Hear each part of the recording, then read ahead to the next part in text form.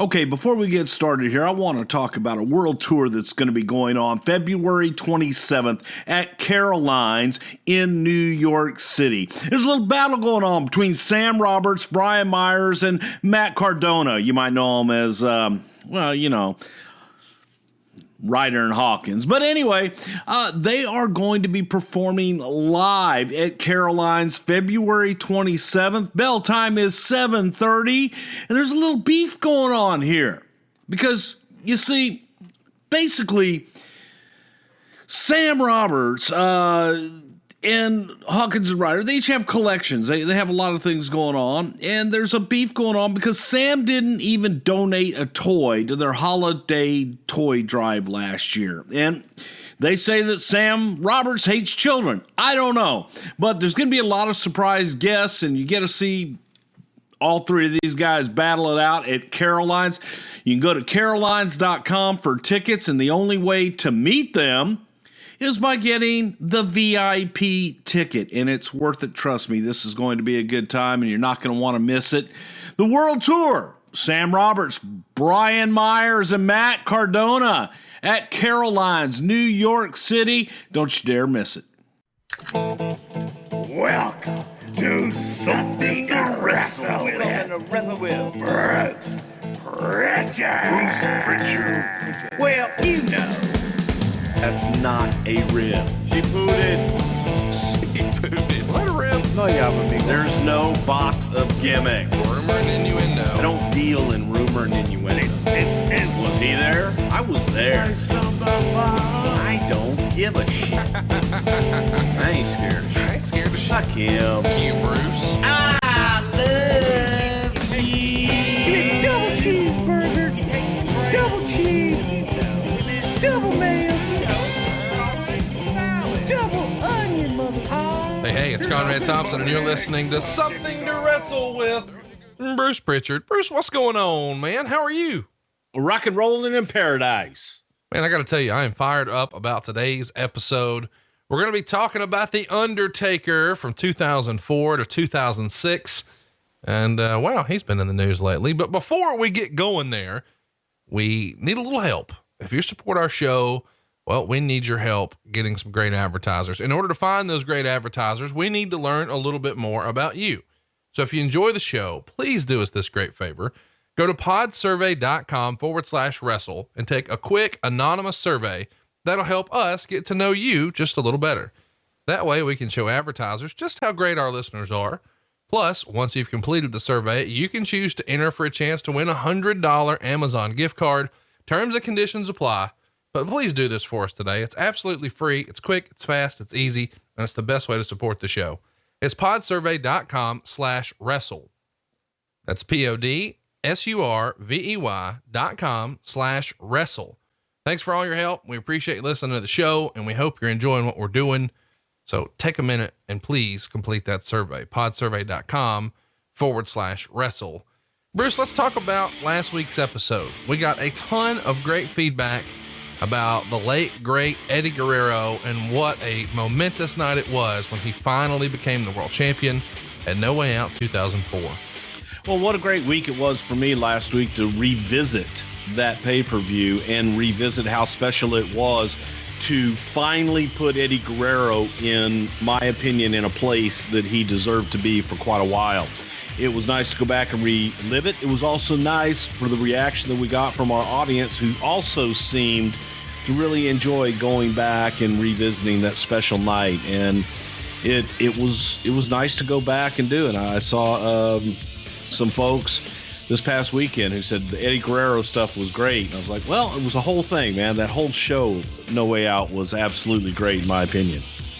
It was great. And if you haven't already, go check it out in the archives. No Way Out 2004. You know, sometimes you see the title of the show and you're like, I don't know if I'm that interested in it. Last week is a perfect example of why you don't want to skip it. It was really the story of Eddie Guerrero. And if you missed that one, you need to go find it in the archives right now. And hopefully you didn't miss your chance to see Bruce and I in New York City, our home away from home, as Bruce likes to say, at Gramercy Theater. Believe it or not, these tickets are almost sold out. We put them on sale last week. You guys in New York are really into something to wrestle. It's Wrestlemania weekend, lots of attention. all of the wrestling world is going to descend upon New York City, the Big Apple. Of course, we had to be there. Saturday afternoon, April 6th. Tickets are on sale right now at brucepritchard.com. But I cannot stress this. You need to hurry. It's a pretty good sized venue, and there are just a few dozen tickets remaining. So by the time you're listening to this, they might be gone. Don't waste any time. Go right now to brucepritchard.com and join us on Saturday, April 6th. Now, if you're too slow, you can still catch us on Monday night after Raw. Of course, the Raw after Wrestlemania is always the biggest show every year. And this past Sunday during the pre-show, we announced that we're doing something we've never done before. Bruce Prichard, myself, and good old JR on the same stage at the same time, Monday night, right after Raw. Tickets are on sale right now at brucepritchard.com.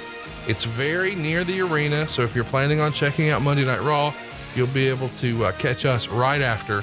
And I want to make this clear, you can get tickets internationally. I know we had some hiccups earlier this week. Go to brucepritchard.com, especially if you're in Europe and weren't able to complete your order on Ticketfly, and we'll get you in there. And we're going to get you in on March 1st at the Mohegan Sun. We've got a super show with Eric Bischoff coming up, and tickets are going very, very fast. Only a handful remain, but I'm looking forward to that show. What do you expect out of that one, Bruce?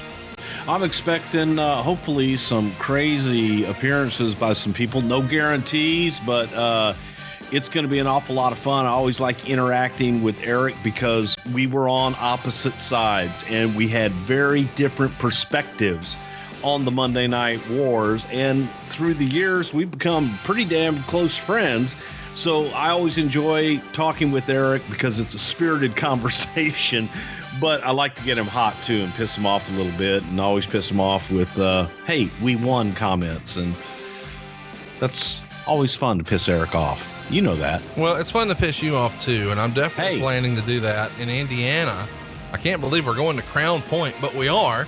And it's not just us. You actually get a wrestling show ticket with this one as well. This is pretty fun. Black Label Pro is going to have a wrestling show. And for one low price, you not only get to see something to wrestle with Bruce and myself, but you get live action as well. So come see us on March 9th in Crown Point, Indiana. And only a handful of tickets remained in Cleveland, Ohio, right before the pay-per-view. I believe WWE's running Fastlane on March 10th right there in Cleveland. And last I checked, there were like 25 tickets left. So if you haven't already, go to brucepritchard.com. All these shows are on sale now. And of course, Bruce's solo tour all the way through Australia in late March. And you're going to wonder, well, why aren't you going to that, Conrad? Well, because I'm going to C2E2 with Eric Bischoff and Tony Schiavone. So it's going to be a busy March. It's going to be a busy April, and you can get busy right now at brucepritchard.com. If you haven't already, go check it out. You'll be glad you did. And one of the other things you'll be glad that you did is check out our friends over at Turo. Tell them all about it, Bruce. Well, Turo, what it is, it's they call it a peer-to-peer car sharing marketplace where you can book any car you want, wherever you want, from a community of local hosts. From exotic sport cars to practical daily drivers, you can choose the best car for you, whatever your budget. And all you got to do is download the Turo app. That's Turo on the App Store or Google Play, or visit Turo.com. And you will get $25 off your first trip when you sign up for Turo and use promo code WRESTLE at checkout. Now, terms apply. This is a cool deal, man. Even if you're at home in your hometown and you got a special night out with the lady and you want to impress her with a luxury car, man, check Turo.com out. Use our code WRESTLE at checkout and save yourself a little money as well. Well, here's the cool thing about Turo. I've actually used this for about a year now. And if you ever needed a buddy who had a pickup truck, boom, you got one. Sometimes renting a truck is a little more difficult. Maybe it's something where, as you said, you wanted to have a special night out. One of the reasons I used it, I wanted to rent a car before I bought a car, because a lot of times it's really difficult because you can't just go rent like, man, I really want to check out that new insert car here, but they don't have that at the rental agency. How could I really test drive that? Not once around the lot, but really spend some time. You can go to Turo. This Turo thing is the jam, man. It's like Uber for rental cars, but not boring old rental cars, if you know what I mean. You can get anything on here. Like, I was out in Las Vegas and I pulled this up. They had every exotic in the world on there. I mean, you want to rent a BMW or a Mercedes or whatever, a Porsche, whatever, it's all on there. Go check it out. You'll be glad you did. That promo code again is WRESTLE, and you can download the Turo app. That's Turo. or just go to turo.com, and use Wrestle at checkout, and you're going to get an extra hookup. Well, you know. All right, Bruce, let's get into it, man. I'm pretty excited about this. When we last saw The Undertaker in 2003, we were made to believe that's the last time we're going to see him because he lost one of those dreaded Buried Alive matches at Survivor Series 2003 to Mr. McMahon, who of course had a lot of help from Kane. Was that the first time that he lost one of these Buried Alive matches? Just talk us up here. You know, The Undertaker has worked through a lot of injuries for a lot of years. Why was he taking a hiatus here? Did he have too many miles on the clock, or what was going on? Well, it was, more than anything, it was kind of that time of year, and he was nursing some injuries. It was time for him to go and nurse these injuries. But also, I think that I'll give you my perspective of what I was thinking at the time creatively. Give that character, he had done the American Badass for a few years, very successfully. The audience was yearning for the Deadman. They wanted their old Undertaker that they remembered, the dark and mysterious character. There was a lot of feedback that they loved that character. They enjoyed American Badass, but they wanted their Undertaker back. So this was one way for kind of to bury figuratively and literally the American Badass and resurrect the Undertaker, the character. And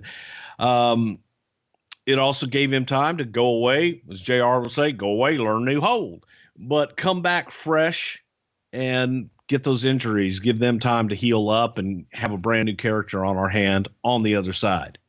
So did you guys already know by Survivor Series 03, you're going to come back with Kane Undertaker? I mean, clearly for him to be involved in the assist at Survivor Series, that was the plan.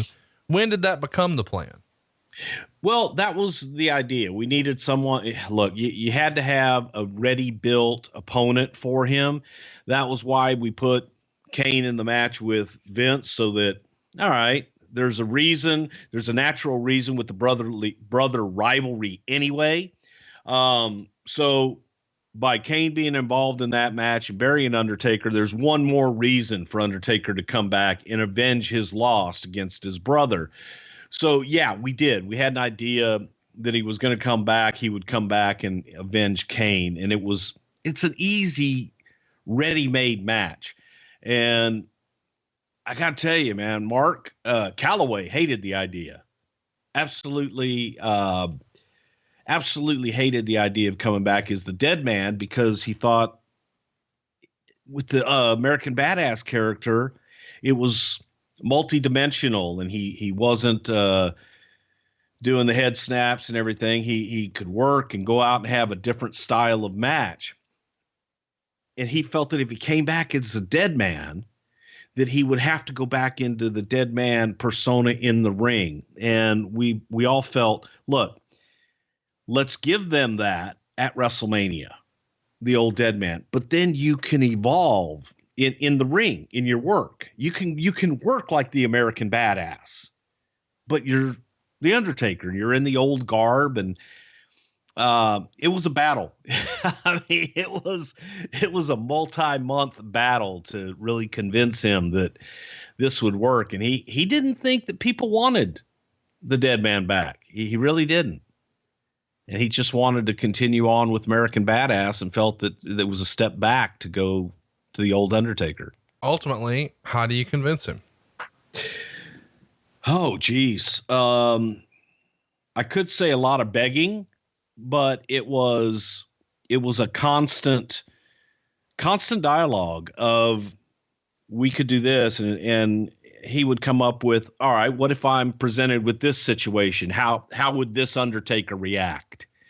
And we worked through all of that. And it took a while. But we said, take this time off, grow your hair out. And, if it's a one-off, if it completely shits the bed and the audience is like, nah, we don't like it, then we can always go back. He's like, God damn, you can't go back. Said, yes, you can. We're going back. We're going to try it. And finally he just gave in and said, okay, I'll try it. I'll do it. And the rest, as they say, is history. Well, I'm glad that he did, because it is such a nostalgia situation Was there any sort of concern that, oh man, we've seen him wrestle Kane before? Obviously, there are major trilogies at WrestleMania, lots of major rematches, but why was Kane the right guy at 20? I mean, having seen it in 1998 at WrestleMania 14, when it was fresh, why the retread here 6 years later? Well, I think that it's a natural matchup, and it was a natural rivalry, brother versus brother. It was also a ready-made match that we didn't have to do a lot to get to it, because we had Kane be the guy that was responsible for him going away.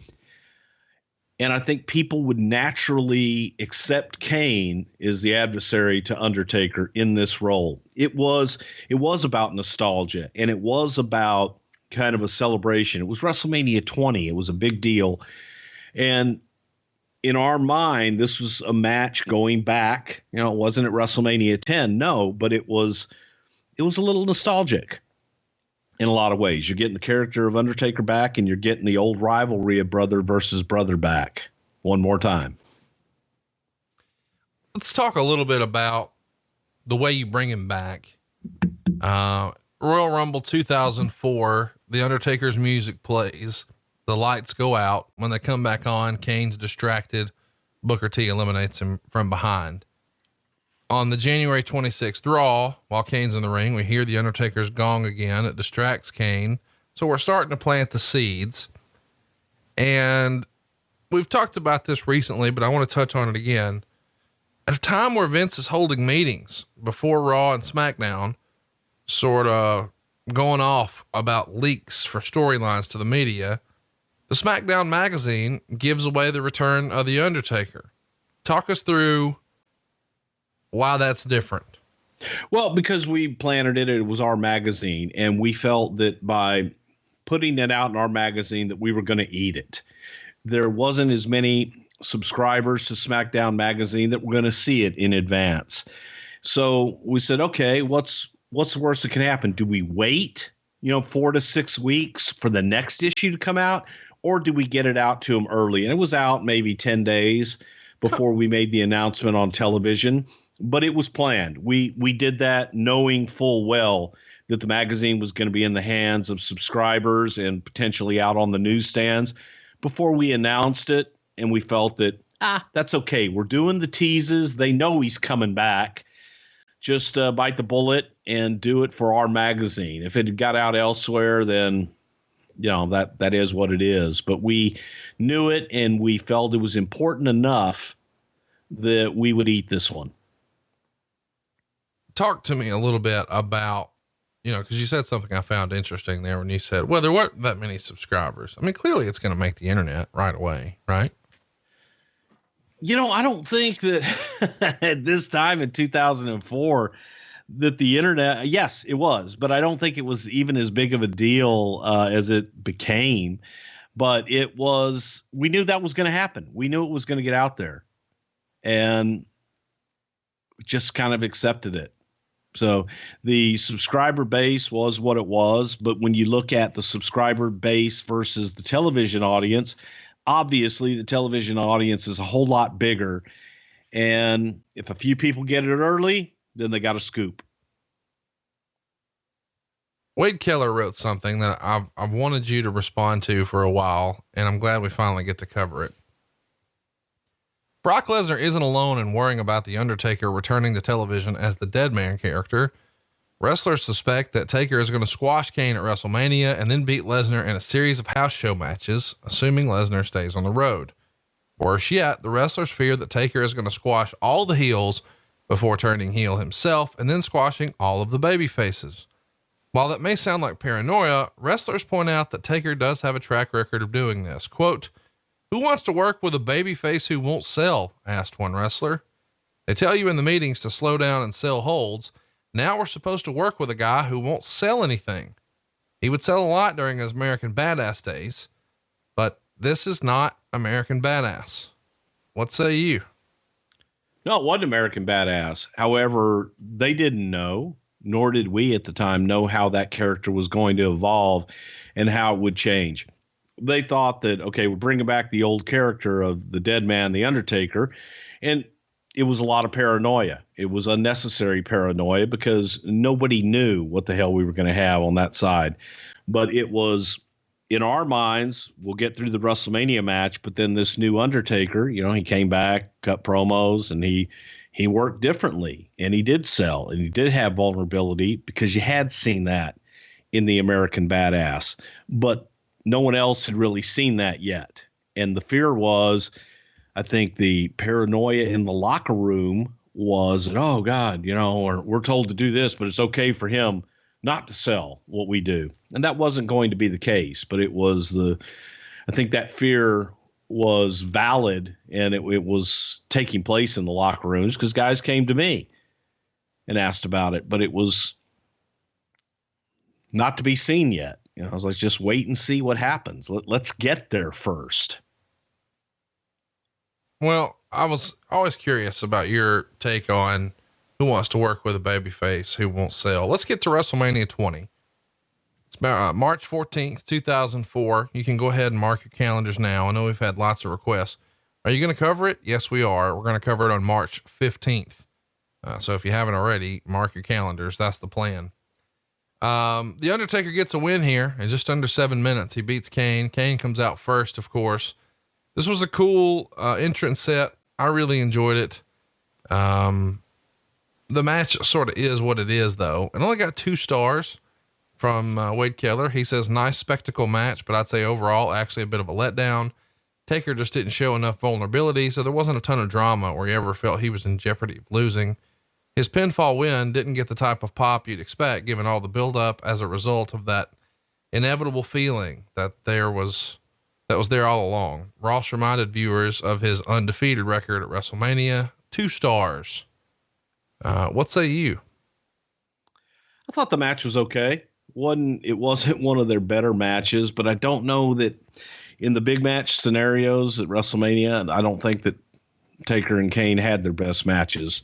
So the match wasn't, it wasn't great. I think that it was all about the entrance, the tombstone, and the Shakespeare at the end of the match. And they got that. Plus they got the return of Paul Bearer, which I think was a big surprise for the audience as well. I'm not arguing that at all. I think a lot of people behind the scenes were probably surprised that Paul Bearer was back as well, because while he was gone, he was pretty outspoken about the company, very critical. How was Paul brought back? Is this a favor to the Undertaker? What was the thinking in bringing him back after him being gone for so long? Well, when you're talking about bringing back that character, there was a lot of discussion as to the presentation. So there was talk of, does Brother Love bring him back? Because Brother Love was his first manager. I didn't want to do that. And Taker didn't want to do that. Taker felt that the presentation was Paul Bearer. Right. That was what everybody had remembered for years. That was the duo that when the audience thought of Undertaker, they thought of Undertaker and Paul Bearer. I mean, that was the package. So we reached out to Paul, and Paul was interested. We did not know the condition that Paul was in. And Paul was just really out of shape and had put on a ton of weight. So there was that concern when we saw him, like, holy shit. There was concern at WrestleMania. Can Paul get up the steps to the ring? And that was, Paul didn't know if he could get up the steps. He was that much overweight, and just, he hadn't been doing a lot, and he hadn't been taking care of himself.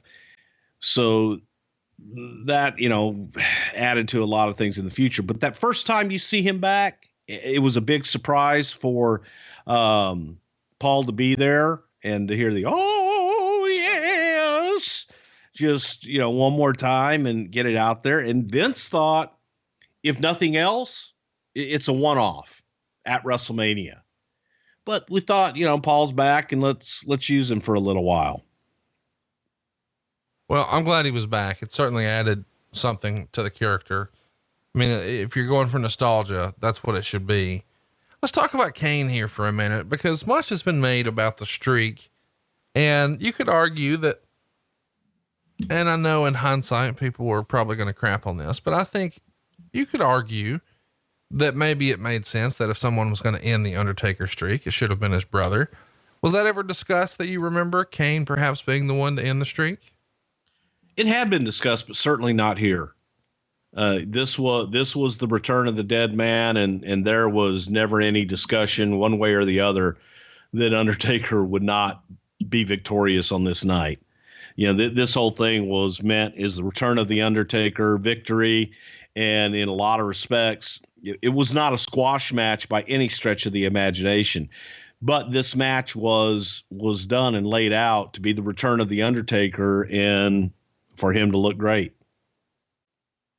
Talk to me a little bit about the return for the Undertaker to TV. He winds up on SmackDown and not Raw. Why is that? I just think that it was, I think he had left on SmackDown, if I remember correctly. So it was a natural return to SmackDown, but it was also, when you're looking at attractions and how baby faces and heels line up on each side, we kind of needed him on SmackDown in that babyface role. We needed that big babyface over there at that time. We had Eddie, but you also needed, Eddie wasn't proven yet. Well, he returns with a pile driver on Paul Heyman, which is kind of fun because the first time I saw the Undertaker, before he was the Undertaker, he was managed by Paul Lee over in WCW. So small world. Let's fast forward to late April and we start to see a feud teased with him and Booker T, where Undertaker's music starts playing again while Booker T is out there saying he's the biggest star on SmackDown.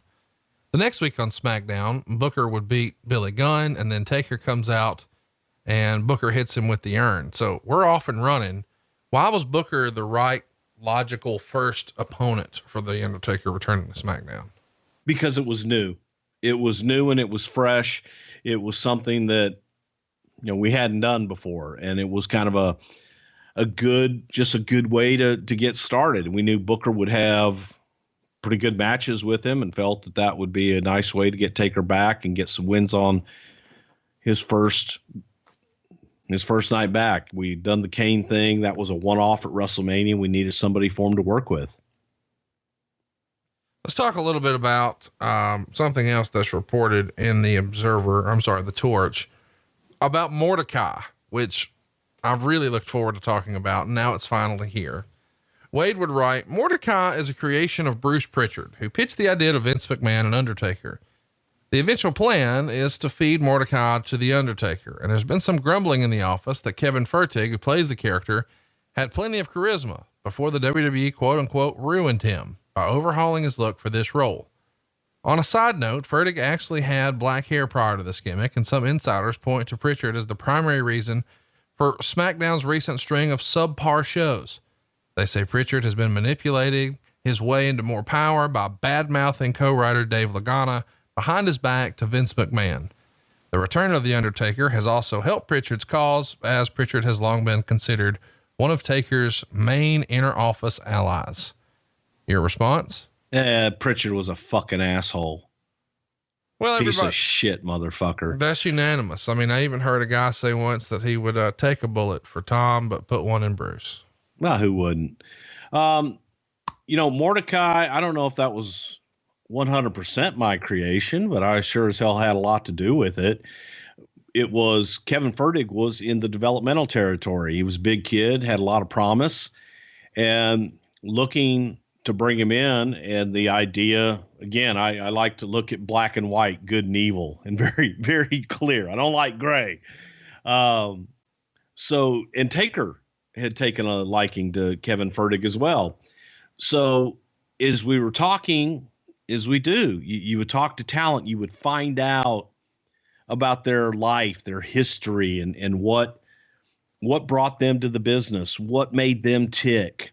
And Kevin's father was a old school minister that preached fire and brimstone and hated the wrestling business, and just the way that Furtick would describe his dad to me was like, he was brother love, man, but he was the real deal. And he was a religious zealot, I guess would be one way to describe him.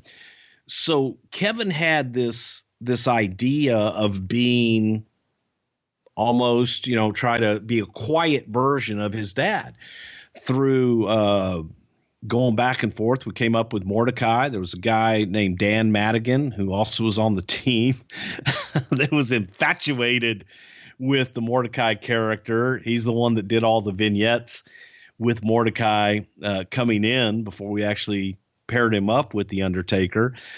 But we had to build opponents for the Undertaker. It's that character you've got to feed. You got to feed him. And we were looking for new matchups, and Furtick was new, and it was a way to bring him in. The only problem was, unfortunately, I think that Kevin got in his head that he was the yin to Undertaker's yang, and that he needed to work very slowly and methodically, and he moved in slow motion. And just, it died. It absolutely died when he went out, because he was trying to be a heel version of The Undertaker. He hadn't got over yet at that point. So Vince lost confidence pretty quickly, and that was put on the shelf. Talk to me about, the vision for what he's going to look like. I mean, you very briefly described, white and black, light and dark. I get that. But the actual get up itself, the symbol, all that stuff, who would have been involved in that process besides yourself? Well, obviously we threw it to creative services, and Madigan was he used to call himself a Boston Catholic or something like that was raised and, went to Catholic school and was terrified of the nuns that would hit him with rulers and things like that. So it was very anti stereotypical religion. We had those overtones in there. The white hair and the white eyebrows and all that was Kevin's idea to bleach his hair out completely white and do the white eyebrows, just to give it gave a really eerie look. And I think we put contacts in his eyes as well and gave him those really like ocean blue eyes. He was creepy looking, but it was pretty much Kevin was involved in it a lot. Taker was involved in it. Vince was, Dan Madigan. And I would say that was the people that really were invested in that character and tried to make it work. Wade Keller had some more rumor and innuendo I want you to address. He wrote, when Undertaker was having his makeup applied, he said to someone, "Are you actually going to use me this week?" He apparently was not happy with how he was used the week before. And he also wrote in this same issue, Smackdown co-writer and Undertaker ally Bruce Prichard is one of the least popular people in the locker room, according to numerous sources. Quote, "If he were ever fired, it would be like when Eric Bischoff was finally sent home by WCW. Most of the wrestlers would be that happy." Did you know you had heat in the locker room back then? God, we all had heat if we were on the writing team. Of course you did. If you didn't have heat, you weren't doing something right. So again, people that you're on different sides in a lot of respects. So people that don't understand a lot of times what you do, it's easy to have heat if you're not being used. Well, fuck it. It's got to be somebody's fault, and it can't be Vince's fault. Well, who's the next one in line? It's the easiest guy to have heat with, because you're not going to go bitch to Vince, and you're not going to tell Vince you're unhappy. You won't blame Vince. So I'm going to blame that guy. And that was my position. I was in the heat position from the time that I was in talent relations to, Pat and I, all through our years of being on the creative guys. They would say, "Oh, Patterson fucked me," or "Prichard fucked me." It was easier than saying Vince fucked you. So yeah, I'm sure I had a lot of heat. Well, speaking of fucking, when did it become okay for men to become lazier, softer, fatter? Let's bring this country back to greatness, and it's easier than ever with Ageless Male Max. Ageless Male Max is a patent pending formula with an ingredient that helps boost your total testosterone. which is going to promote greater increases in both muscle size and twice the reduction in body fat percentage when compared to exercise alone. Plus, you'll enjoy an amazing 64% increase in nitric oxide, which can be handy in the gym or in the bedroom. So what are you waiting for? Take your manhood to the max by trying your first 30-day bottle for free just by shipping and handling. Now, I want to be clear. It's not 10 days. It's not 15 days. A full 30-day supply, man, for free. All you've got to do is text the word RAM. It's RAM to 797979. So don't settle for anything less than a total testosterone boost. Try Ageless Male Max right now for free. Now, we do need to warn you, if your results with Ageless Male Max are too intense, please decrease use. But for your free bottle, text RAM, that's RAM to 797979, and show the world what real men are made of with Ageless Male Max. Message and data rates may apply. Bruce, you've been doing a little extra ramming since you got your Ageless Male Max? Hang on, I'm texting 797979. Okay. Well, all right, got it. I think your wife's going to be happy. Okay, let's get to Judgment Day. It took place May 15th, 2004, Staples Center right there in LA. Undertaker is going to get the win over Booker T. They go about 12 minutes. Taker's going to dominate most of the match. Booker is going to try to use a sack of soil as a weapon, but Taker's not going to sell the soil, which is kind of a fun sentence. Booker gets a 2 count with a scissor kick, and eventually the Undertaker comes back with a choke slam and a tombstone. And Wade Keller would write, really formula with nothing new or exciting, 1 star. What'd you think of Judgment Day and the Undertaker Booker T match? You know, during this time, I think Taker was kind of still finding his way. He came back as the old character, and I think he was trying to find that happy medium between the Deadman and the Badass. And it was just a work in progress that was taking a little while because he was like, well, it's easy to just go back to what you know. And I think that's what was happening there a little bit. They didn't really gel at first, but at the same time, I thought some of their matches were absolutely fantastic. A lot of their house show and dark matches were really good shit. And as Taker got a lot more comfortable in the character, they tore the house down. That wouldn't have been one of them. Well, they get a meaningful storyline next. I don't know why I remember this, but I do. It's the June 3rd Smackdown. Undertaker fights Booker T to a no contest, and Paul Heyman interrupts. And that's when we see the Dudleys are shown on the big screen, and the Dudleys announce that they have Paul Bearer. And Heyman tells Taker that he has to join them or he'd never see Paul Bearer again. And he has until next week to let him know. The following week, after a brief monologue from Paul, he demands an Undertaker answer. Undertaker comes out, and after the big long pause, he kneels at Heyman's feet as the show goes off the air. What a fun little twist this is. Whose idea was this, and what did you think of it?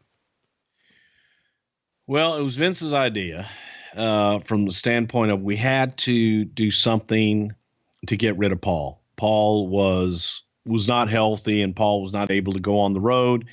Wouldn't be with us for a long time if he didn't go and have the lap band surgery and take care of himself, take care of his health first. And it wasn't healthy for him to be on the road, and he couldn't do anything. And so we had to get him off TV. We had to kill off that character. We didn't know we were actually going to fucking kill him, but yeah, this was kind of one of those Vince, what if we did this? And it happened. We'll get to what you're talking about. First, I want to circle back and address those rumors that maybe some other wrestlers were upset by the Undertaker coming in and quote unquote, not doing jobs. Wade would apparently talk to more wrestlers who would have a different story where they said, when Undertaker's around, it's a morale boost. He knows who loves the business and who doesn't, and he won't go out of his way to offer help. But if you ask for it, he'll come early or stay late to help you. He's one of us, and he doesn't carry himself as being any better than anyone else. And he would even detail that when they did a European tour, the last night of the tour, everybody wants to hang out and stay up late and just sort of let loose. And Taker is right in the middle of that. How much bonding happened on those European tours, especially with some of the younger guys and an old vet like the Undertaker?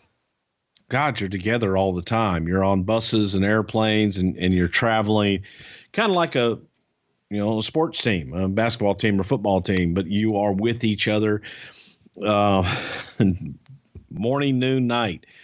So there's an opportunity to get to know guys a lot more. And it's funny. I was just talking about this. Now I can't even remember who the hell I was talking to, but the way that talent is today with their phones and they don't travel together. They're very into themselves and they move on. There's not the drug culture that it was at one time. There's not that go out and party culture anymore. The guys kind of keep to themselves. They travel with one or two friends, but there's not that, hey, we're all going to meet back at the hotel in the bar and everybody's there and everybody gets to know one another. It's just a little different culture. And back then, that was all you did. You got up in the morning, you ate breakfast in the hotel where they had special catering just for you. So you saw the same guys. You went to the building early, you're around the same guys. You do the show, you travel to the next town. So on those international tours, it was the opportunity to bond and to be around everybody much more so than in the States and on a normal tour, if you will. Let's talk a little bit about what's next here, because I've really looked forward to, we'll talk about the rumor and innuendo first. Wade would write, every indication is that the Paul Bearer character will be killed off in the coming weeks, perhaps as soon as Sunday's Great American Bash pay-per-view. Undertaker hasn't put up much of a fight for Bearer, apparently since he realizes he would be fighting a losing battle. However, Taker is said to be less than thrilled about being managed by Paul Heyman, whom he has had heat with since late last year. So before we talk about everything else, what was the heat? I don't know. Well, oh God, no, the rumor and innuendo would have been that Heyman had suggested the Undertaker Wrestlemania match be on the pre-show, be on Heat. And so that got back. And I think there was a little bit of heat there back and forth, but again, I don't know there was any real heat. I hate you heat or anything like that. It was just business as usual, if you will. But there was never any talk about putting Heyman with Undertaker. That was never discussed. The idea about getting rid of Paul was for health reasons, and Taker didn't fight to keep him off. It was Paul had to go have surgery and get better. There was nothing to fight for. Well, let's talk about, the way they're going to get there. The rumor and innuendo is certainly, that they're going to kill him, but the way they do it is really, wow. Great American Bash, June 27th in the Norfolk Scope. It's the first Great American Bash event ever ran by WWE. And we're going to talk about that another time, but very quickly, why does Vince use an old Jim Crockett name? It feels like there was major reluctance for a long time to use WCW names. There was never a Starrcade until recently. There was never a War Games until recently, but Great American Bash, for whatever reason, it got the nod. Why is that? Dusty push for it. No, I don't even know if Dusty was with us at the time, but I think that it was just the first one for you. We owned it. We owned all those trademarks. We owned all the names. So when we would go through things, it's like, why not? Why not bring it back? It's to me, I love the name, the Great American Bash. So let's make it our own. You bought the shit, you own it, then why not do it? And Vince finally gave in, and it was one of those, we're getting the original idea was to do it July 4th. But we did it at the end of June, and it's like, okay, yeah, great. We'll have the Great American Bash. He would go back and forth on that sometimes because it wasn't a traditional WWE event. So he didn't look at it as, anything big. And I loved the name, and we kind of fought for it. and thought it would be it was a good summertime name. The Great American Bash. Shit. 4th of July. America. Hot dogs. Apple pie. Shit. Why not? On the way here, on like the go home edition of SmackDown, Undertaker pins John Cena with a tombstone. And then afterwards, Paul Heyman holds up the urn and Taker seems mesmerized by it. Now the pay-per-view. The Undertaker beats the Dudleys in 14 minutes and 38 seconds. And during this, Paul Bearer was locked in a glass box. And I'm sorry, I got to correct you there. No. It was not a glass box. It was a concrete crypt. Okay. So Heyman is pouring wet cement into the concrete crypt early. Thank you. And several times throughout the show. And Taker at first resists Heyman's wishes and fights the Dudleys. And Heyman keeps giving him more chances to, quote, do the right thing and lay down for the Dudleys. And then Taker pins Devon after a choke slam. So Heyman goes to pull the lever to finish off Paul Bearer, but lightning strikes. Taker wanted to do it himself. He told Paul he had no other choice. Rest in peace, he says. And Wade would write, so bad it was camp. Slightly amusing spectacle. 2 stars. Okay. Chat me up here. Don't do it. Don't do it. Don't do it. Don't do it. Yay, I won. Fuck it. I'll kill him. Rest in peace. Hell, what? You ever have one of those days where everything you say and do is wrong, no matter how right it is? Only since I've been married. Okay. So Great American Bash, Vince was not there. And I don't even remember why Vince wasn't there, but there were so many things about this day that I remember as if it were yesterday. Number one, it was the first day of the new dress code that we all had to wear suits and ties. So I'm in a friggin' suit in Norfolk around a concrete crypt, and we had a sand deal and all this other shit. And I've got dress shoes on, getting sand all in my shoes, and just got this concrete crap, which was made out of oatmeal, all over the place. I got Eddie Guerrero and JBL in a bull rope match, and Vince doesn't understand what a bull rope match is and how we're going to do the finish. Tells me to call Dusty. Dusty was working at TNA. That's what it was. Tells me to call Dusty for the finish.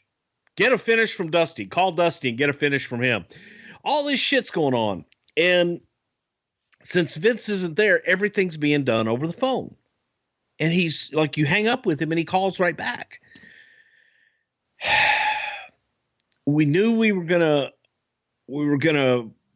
kill Paul off, and how this whole thing started. And again, I'll give credit where credit's due. Dan Madigan fucking just blurted out one day, what if we put him in a crypt and buried him on live TV? And Vince was like, I love it. And that's where the concrete crypt came in. And we all thought, kind of like we would sometimes, okay, this'll blow over. We're not really going to do this. Then we get there and we're going to do it. Like, I've got a Paul Bearer double, all this shit. And I'm trying to figure out, how do you do this? And then Vince and Taker talked, and Vince thought that it was important that Undertaker is the one that killed Paul Bearer off. And Mark's like, is that going to turn me heel? God damn it, it'll make you a bigger baby face than before to kill that fucker. And you're like, nobody got it. But we didn't have Vince in front of us to show him. And, he wasn't there to feel, sometimes you got to be there to feel the vibe of the room, if you will. And we just finally shrugged our shoulders and go, I'm going to do it just like he wants it. I don't get it. Don't really understand it, but it's what he wants. And he's going to be sitting there watching this shit tonight. And if it's not done exactly, it's my ass. So we did it. Vince just felt it was important for the Undertaker to pull the goddamn lever. and we had rehearsed this, we shot everything with Paul during the day. So we had one crypt there, and we put the oatmeal stuff, and we shot it so that what you saw on television was actually Paul in the crypt and the stuff coming all the way up to his neck. And then when in the audience, when it was live, we had the double in the crypt. So when you're watching at home, you see that it's Paul Bearer, and even the audience there, because it was kind of dark, so you really couldn't tell if it was Paul or not. Yeah, you could. It was terrible. But on TV, once it got up to his neck, you cut out live and you see the cement go up over his head. And then the guy was allegedly able to hold his breath for 2 minutes. So we could have 30 seconds, you get off the air and everything's fine. But we had a panic deal in there. If the guy raised his hand, then we broke the glass and rescued him. I think the guy lasted maybe 12 seconds, if that. It felt like to me, as soon as it got over his head, he was raising his hand. It sure as hell wasn't anywhere close to 30 seconds or the 2 minutes that we were promised. We broke the glass and it all went out everywhere. You didn't get to see that on TV, but it was the drizzling shits. And afterwards, you didn't have to go talk about it afterwards. Everybody knew. It was Taker had his head hung. I had my head hung. I went and hid. I didn't want to talk to anybody. I was just happy it was over. And I think that was the feeling with the Dudleys, with Paul, with Take, even with Paul Bearer, man, that it was, okay, it's over. Next, we gotta just move on. We have to forget this ever happened. It was fucking horrible. Yeah. That's the nicest thing I can say about it. So by the next SmackDown, Paul Heyman is of course gloating about the Undertaker's actions and the fact that he's killed Paul Bearer.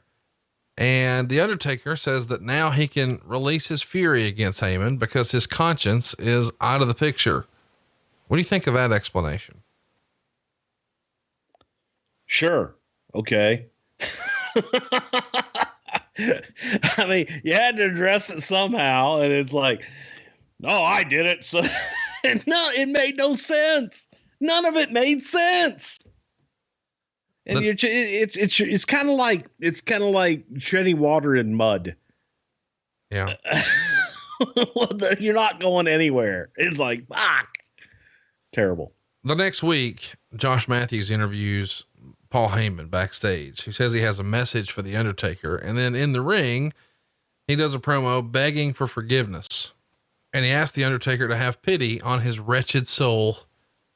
Fast forward a couple of weeks and we see the Undertaker walk to the ring after Bradshaw wins an enhancement match. Undertaker blocks a Bradshaw cheap shot attempt, then choke slams him and announces that he has an opponent for SummerSlam. So Wade would even take to the torch and say, not everyone is thrilled with the idea of Undertaker beating Bradshaw for the WWE title at SummerSlam, even short term, especially those who have a stake in house show business. Taker is only a part-timer now, and there are some within WWE who have power that strongly believe they can't afford to have a part-time champion, even for a short stint. Others, though, believe SmackDown needs a top star to hold the title for a while and restore some credibility to the SmackDown title. Where did you fall on this, and what did you think about him automatically being in there with Bradshaw? Well, who the fuck said he was winning the title? Well, people are obviously speculating. Yeah, they're speculating, but that was never, ever the plan for Undertaker to beat Bradshaw here. The idea was to keep dumping more and more heat on Bradshaw as the champion. Bradshaw's a heel champion. God, Eddie made Bradshaw. And the more Bradshaw held on to that championship and talked about being the longest reigning SmackDown champion in history, that son of a bitch had real heat. And he had heat where people paid money to see him get his ass kicked. So there was no idea, and where he got that we were thinking of Undertaker beating Bradshaw for the title, that was never in the cards. Let's talk a little bit about the August 5th SmackDown. Bradshaw's ripping on the fans in Texas, calls out Taker, and a little person comes out dressed up as the Undertaker. JBL rips on him verbally, and then the real Undertaker comes out, and Orlando Jordan turns heel by saving JBL from the Taker, and then Taker choke slams the little person dressed as him. Wow. A little person choke slam from the Undertaker. Didn't think I would ever see that. What'd you think of this? Well, there was that time that no, I'm not going to do it. I'm going to be nice. Yeah, it's not something we could do today. Wait a minute. What were you going to say? You can't do that. That's not what we do. What's that? You teased the story and then you stopped. That's kind of defeating the. Oh, no. I was going to say Undertaker choked a lot of little guys, and then I was going to name off a list of short guys. Go ahead. Let's do it. No, because I always go to Skippy and then I get shit for it. Chris Candido, and so whenever Cornette was such a big Candido fan, and I was a huge Candido fan, but the fact that I could razz Corny by just kind of ripping on Chris's height, and that used to piss him off. So that's where I was going. I was going to say, no, Undertaker gave choke slams to Candido, but, and I say that in jest. I would say it to Candido because I loved him and he was a good kid. So cool. I just didn't want to be mean. I got it. I'm a nice guy. Just ask me. Well, I don't know about that. Okay. Anything else you want to mention here? We haven't talked about Orlando Jordan much. I don't know when we'll talk about him again. Orlando, God, man, I thought that Orlando was one of those guys. He had a hell of a personality outside of the ring and a great look, very good look, and he could do some unique things. However, when the red light came on, that personality just did not come through. And you wanted to do things with him because the guy outside of the ring was just, in a lot of ways, larger than life, could convince you that he could pull it off, and then he would get out there and he would go dull. And his work would be spectacular one night and the drizzling shits the next. So he wasn't very consistent. He was one of those guys, again, on the outside of the ring, very, very entertaining. And you saw a lot of upside. Unfortunately, when the bell rang and when the red light went on, he couldn't put it all together. We had high hopes for Orlando, and it just never really delivered. So let's get to SummerSlam, man. This is a show. Why not? August 15th, Toronto, Canada. Well, I'm just saying, this fucking JBL Undertaker match. I mean, here's the thing. I remember it just because of the finish. JBL is going to get the win by DQ. The crowd boos Taker's offense and they chant Spanish table. Taker's dominating early. Eventually JBL comes back. They go back and forth. The ref goes down. Jordan throws the belt to JBL. He hits Taker with it. The ref's out. So Jordan counts to 2, but it's stopped when Undertaker lifts his shoulder. Apparently honesty overtook this heel. I don't know. And then Taker knocks out Jordan with the belt. The ref comes to in time to see Taker hit JBL, calls for the DQ. So the crowd's booing, but then Taker rams JBL into the limo windshield afterwards and then slams him through the roof of the limo. What a spectacle this is. 2 3/4 stars. It's sort of a fuck finish here, but the choke slam through the roof of the limo. I mean, this is straight out of No Holds Barred right here. Whose idea was this? Talk to us about the stunt, how it was put together, all that jazz. Well, we weren't going to beat Taker here, and we weren't going to switch the title. So, okay, we got to have a schmoz, but you also got to make them happy at the end. Hence, goddamn, we got a limo there. Let's fuck it up. And one of Vince's favorite things is to destroy vehicles. And anytime that you have an opportunity to destroy a nice limo, why the hell not? So we started thinking of different things. And as we got it out there, the guys, Undertaker and JBL, started thinking about different things that they could do.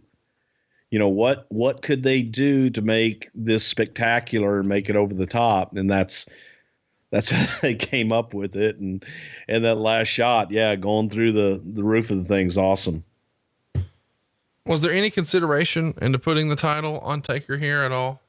No, because we just wanted to keep dumping heat on JBL. It was, it's funny that the dirt sheet people, I guess, for lack of a better term, they hated JBL because they hated JBL.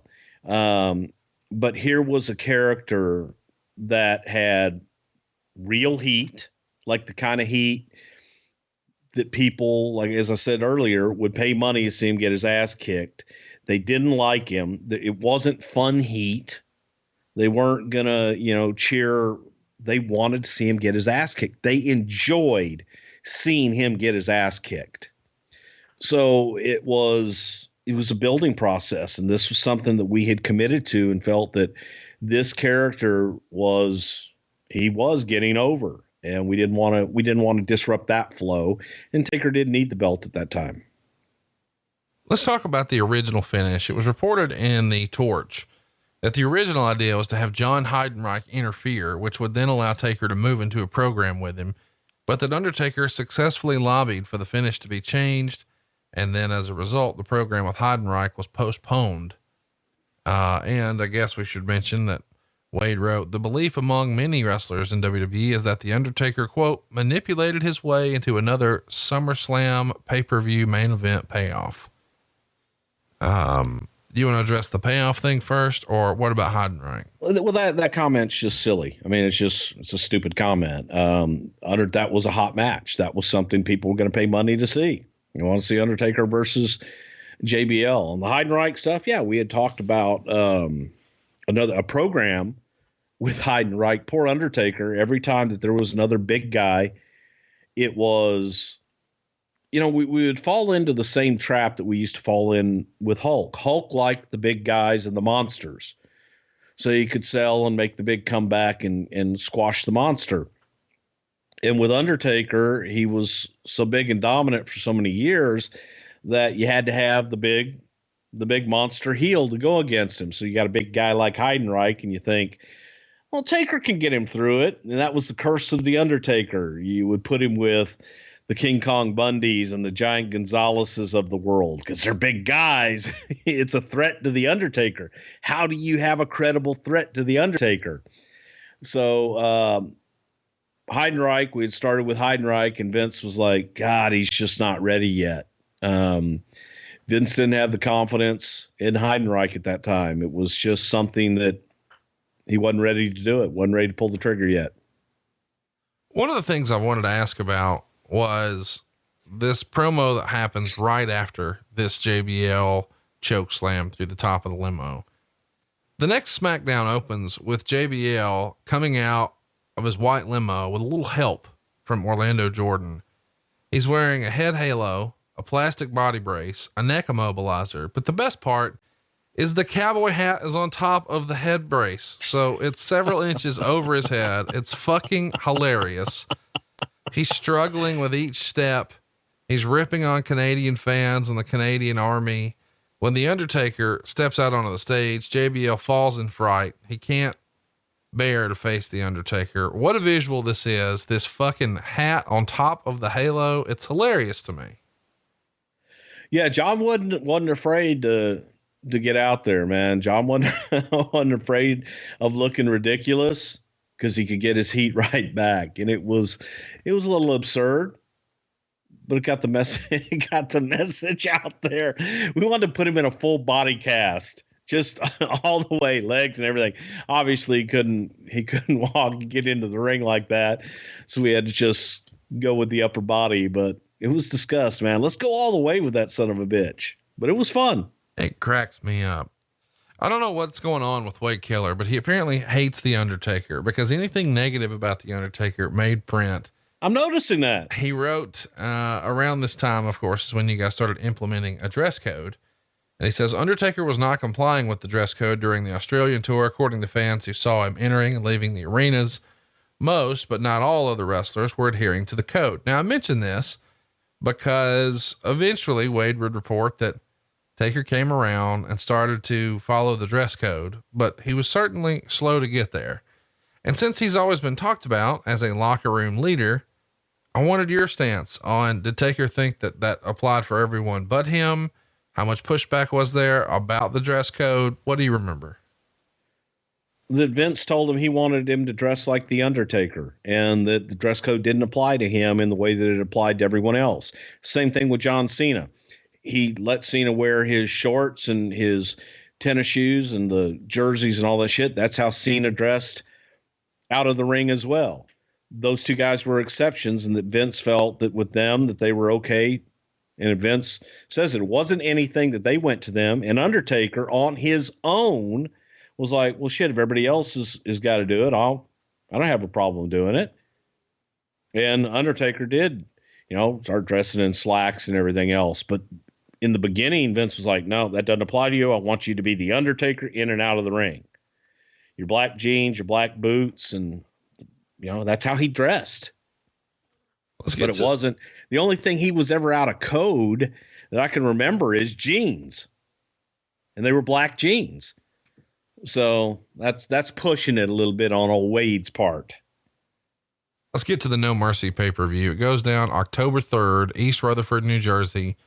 JBL is going to get a win over the Undertaker here in 21 minutes and 2 seconds. It's a hearse match. They're going to brawl ringside, use the stairs, use the tables. JBL's bleeding like a stuck pig. Heidenreich pops out of the hearse and attacks the Undertaker. Of course, JBL eventually wins. Wade would write, really good brawl, not great, and the finish was lame, but it was a main event worthy effort, 3.5 stars. First of all, who the fuck came up with a hearse match?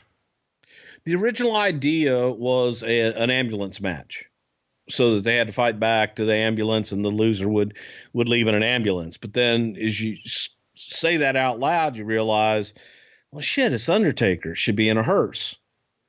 So that's just how it came about, because we were looking at different kind of matches. You had the limo that got destroyed the time before and just looking for maybe another vehicle to destroy, but it was a logical extension because of the Undertaker and his character.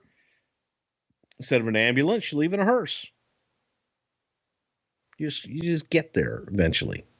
Well, unfortunately, Undertaker had to start working house shows against Heidenreich around this time. Ooh. And on the October 28th Smackdown, they do a segment with Paul Heyman in a dark room sitting across a table from the Undertaker.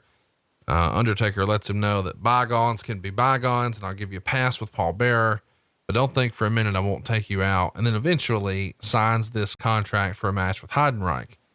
Fast forward a couple of weeks, and Paul Heyman comes to ringside and shoves Michael Cole. Taz is there defending Michael Cole. So Heidenreich comes to the ring and challenges Taz. But before Taz can answer, the lights go out. And when they come back on, there's the Undertaker, and we have our stare down. Whew. Who had high hopes for this? Heidenreich, Undertaker.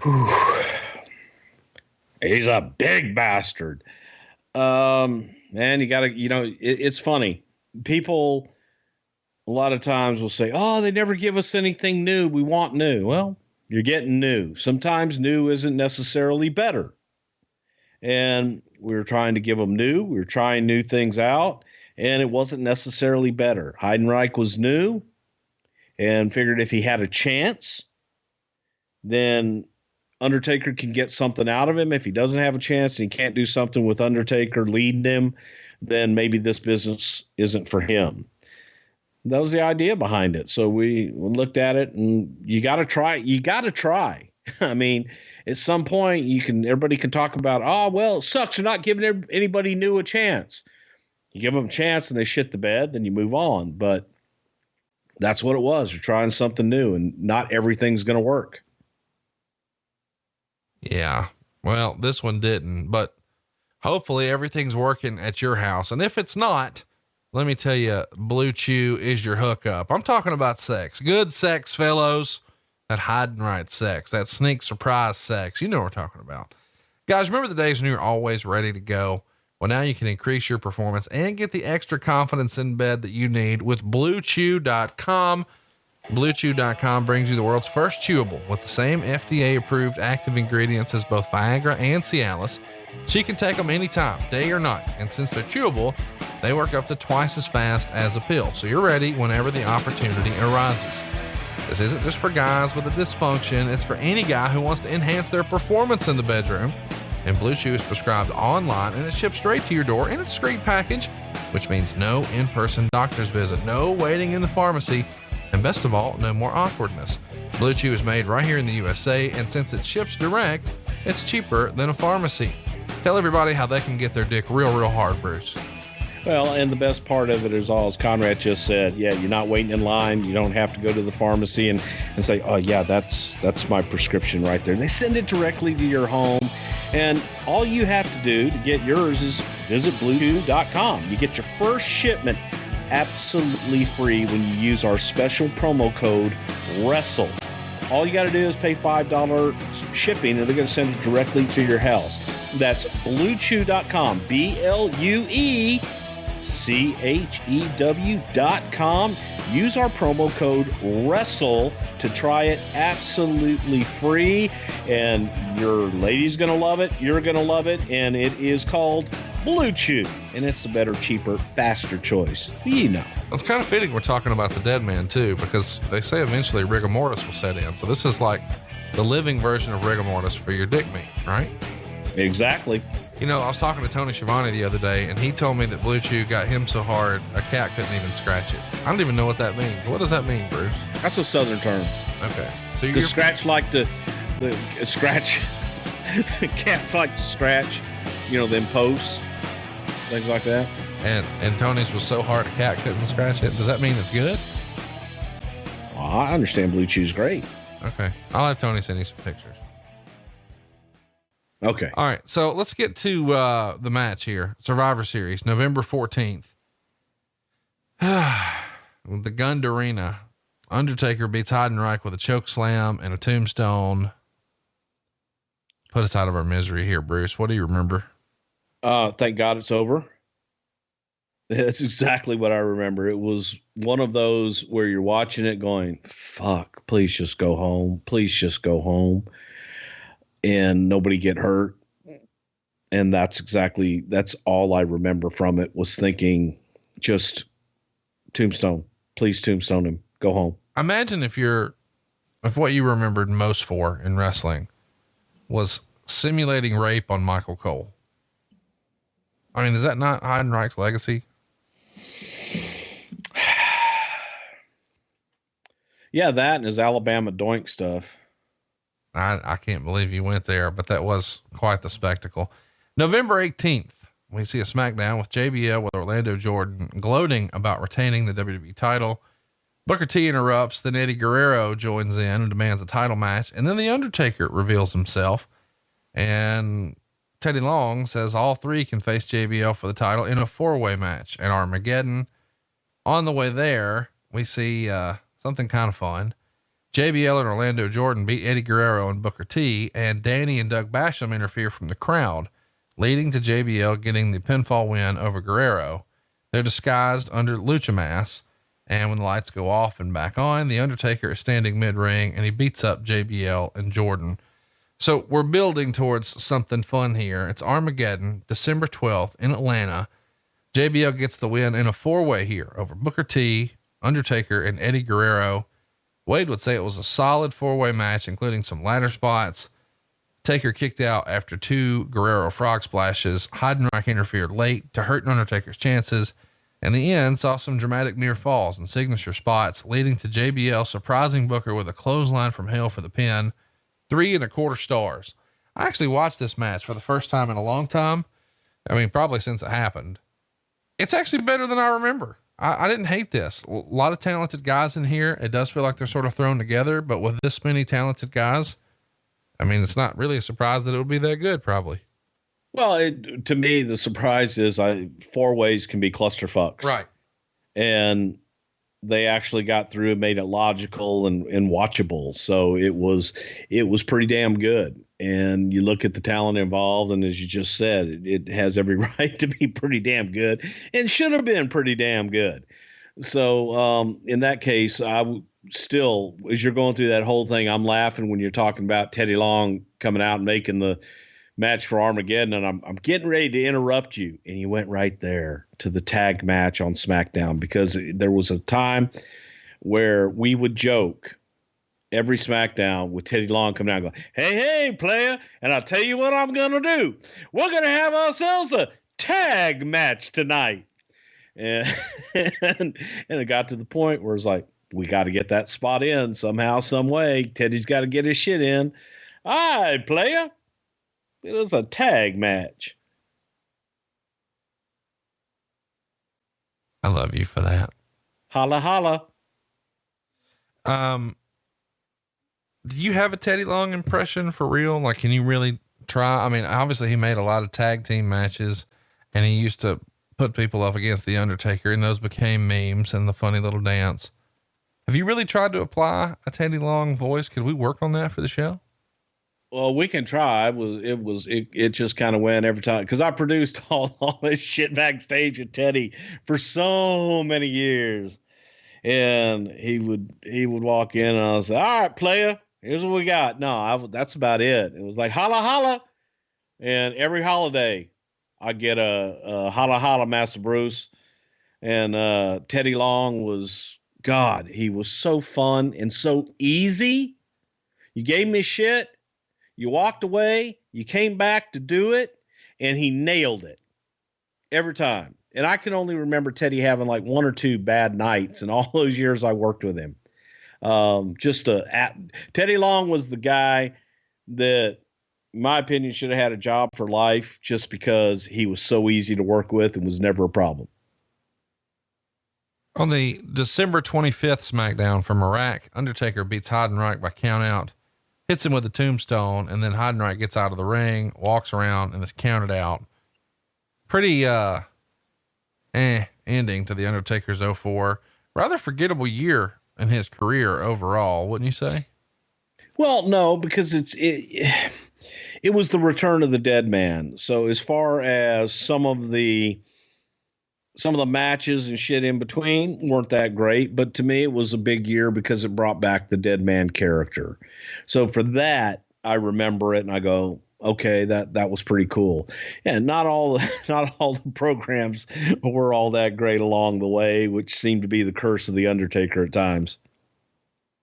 Well, let's talk about the January 6th SmackDown. Undertaker wrestles Heidenreich and his partner Paul Heyman. The finish saw some Druids come out with a casket, and when the coffin opens, there's a loud creaking sound, and this sound scares John away. So Taker tombstones Paul, puts him in the casket, and that gets us towards the Royal Rumble, where Undertaker is going to wrestle Heidenreich. And, well, I'll let you take it from here. Yeah, it was terrible. The whole, we went back to, again, what had worked many, many, many years ago with Kamala originally, when they did the casket matches and everything, where Kamala was deathly afraid of the casket. And that was, if you were to poll most people would tell you that they are afraid of caskets, or it's a creepy kind of deal.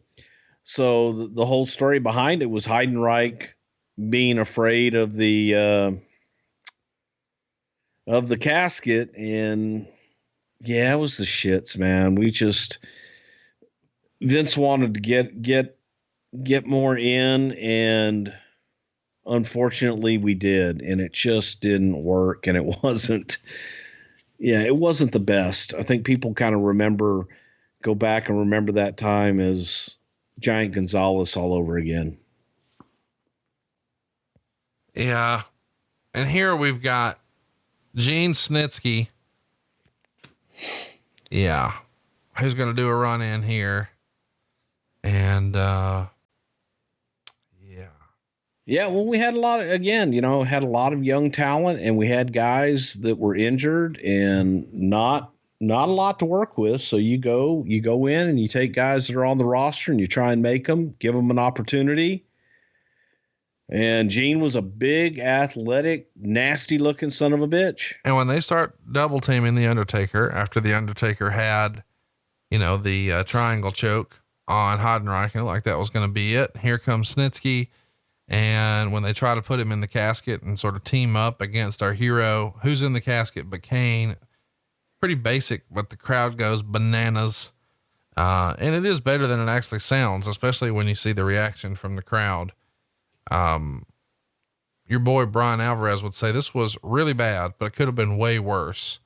And a lot of that is just because there was maybe some blown spots. He would be critical, he being Brian Alvarez, of a mistimed DDT and a mistimed choke slam, but then a picture perfect tombstone for the win.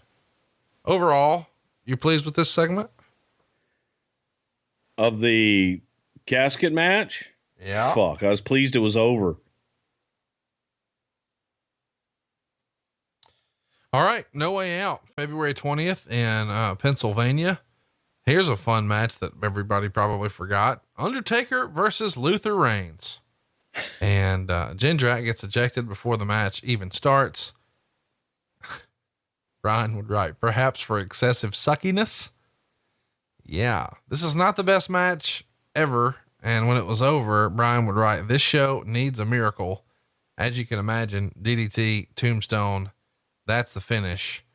But Brian couldn't help but point out that Luther was, quote, totally blown up, and Taker looked very pissed. What do you remember of Luther Reigns and Undertaker on a fucking pay-per-view? We had that group of guys. You had Jindrak, O'Hare that came in, and there were high hopes. They were the power plant guys, the young kids from Atlanta that, if they can only get a chance. And they got a chance. They got several chances. They weren't good in WCW. They weren't good for us. And Luther was a big guy, super guy, one of those.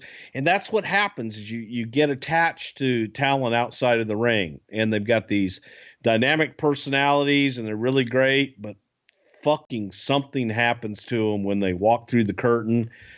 And suckiness is a pretty good word, but Luther just did not have it. Luther came to us. He was good friends with Jack Doan, and he would come around and he would help set up the ring and things like that. Had a great attitude, was willing to do anything. So we gave him a chance, and we put him through a little bit of developmental.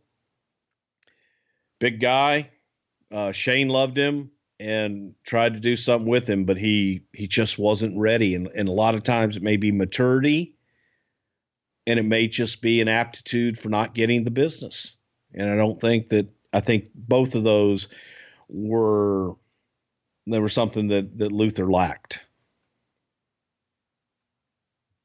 Well, let's talk about what's next. Randy Orton is on Raw and makes a challenge to wrestle The Undertaker at WrestleMania. And around this time, Orton's doing the Legend Killer gimmick. So I guess that's sort of the basis of the angle. Fast forward to March 17th, and we see a contract signing on SmackDown between Undertaker and Orton. Teddy comes out to host it, but then he's interrupted by the Raw GM, Eric Bischoff, who introduces Randy Orton, and he gets a mixed reaction. What do you remember about the thinking of Orton, Undertaker? They're on separate shows. Who was for it? Who was against it? How did it get put together? Michael Hayes had this idea of doing something with Randy. Randy being a third generation wrestler. Randy was on a hell of a roll, and we'd started this Legends deal and being the Legend Killer. Well, the one legend as you're approaching WrestleMania, there was none bigger than the Undertaker and the Streak. And this was about the first time that the Streak, JR talked about it the year before, but now the Streak, this was the first time it was a big part of the storyline going into the match. That Randy Orton, the Legend Killer, would kill the legend of the Undertaker, and he would end the streak at WrestleMania. Man, I credit Michael Hayes with that, and Michael making it a big deal. Michael was good about picking out those little nuances and bringing them to light. And for the the people at home that love the statistics and look at things very analytical, that's a great story that you can take and you can run just off of, I'm going to beat the streak at WrestleMania and embarrass you on the biggest stage of all. Well, let's get to it, man. The idea here is he's not afraid. So he may be 12-0, but all those other guys at WrestleMania were afraid, and he slaps him. So to show that the Undertaker has power that Randy should be afraid of, he does magic tricks like static to appear on the big screen, pyro explosions, etc., etc. Let's get to WrestleMania 21, April 3rd, Staples Center, Los Angeles, California. And this is the third match on the card, Undertaker Orton. It gets a tremendous rating in the Figure 4 Weekly, 3 3/4 stars. And it's sort of fun because at one point, fucking Bob Orton is out here with his cast, which is hilarious to me. But you know, the finish, Tombstone, here we go. What'd you think? I thought the match was better than expected, and it was sort of old school, but I loved the use of Bob Orton here. Yeah, I did too, because it was a natural.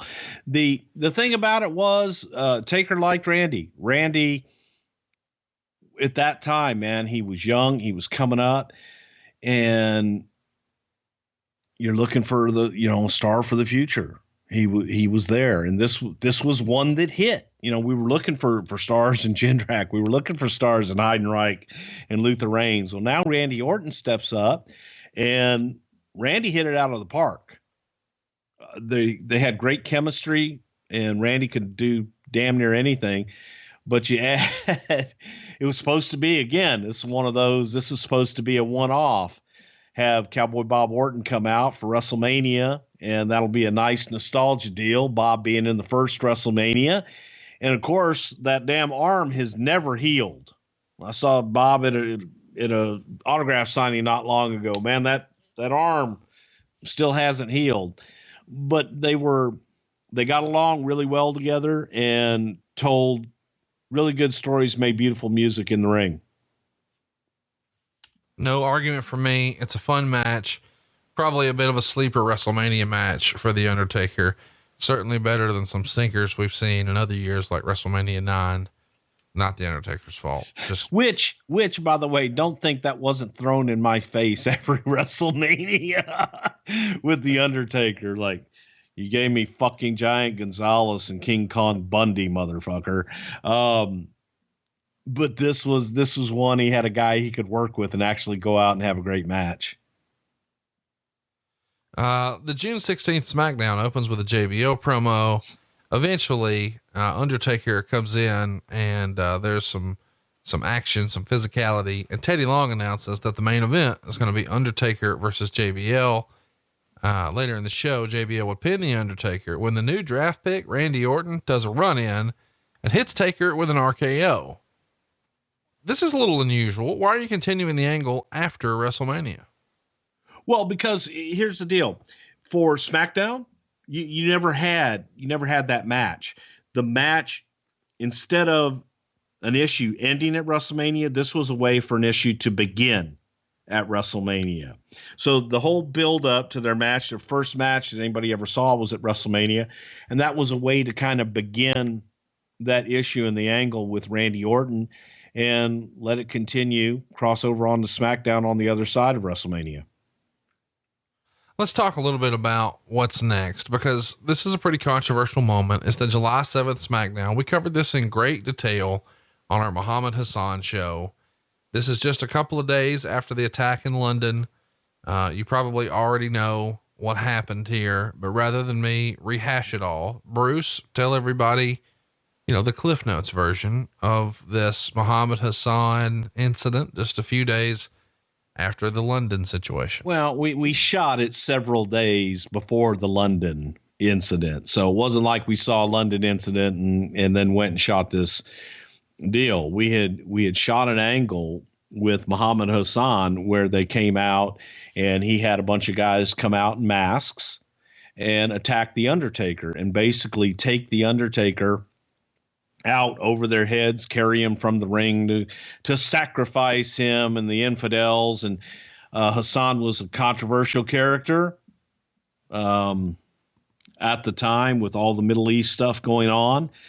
And then after we shot it, 2 days before it aired, or a day before it aired, actually, they had terrorist attacks in London. And they were all over the news and the word of terrorists, so on and so forth.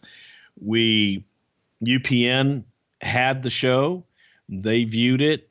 We all looked at it. The decision was made to air it with a disclaimer that this was shot before the terrorist attacks and we are sensitive to it.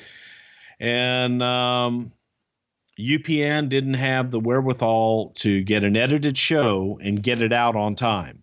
They didn't have the capabilities to go live across the board in a lot of places. And the decision was made, let's air it and we'll put a disclaimer at the bottom and hope for the best.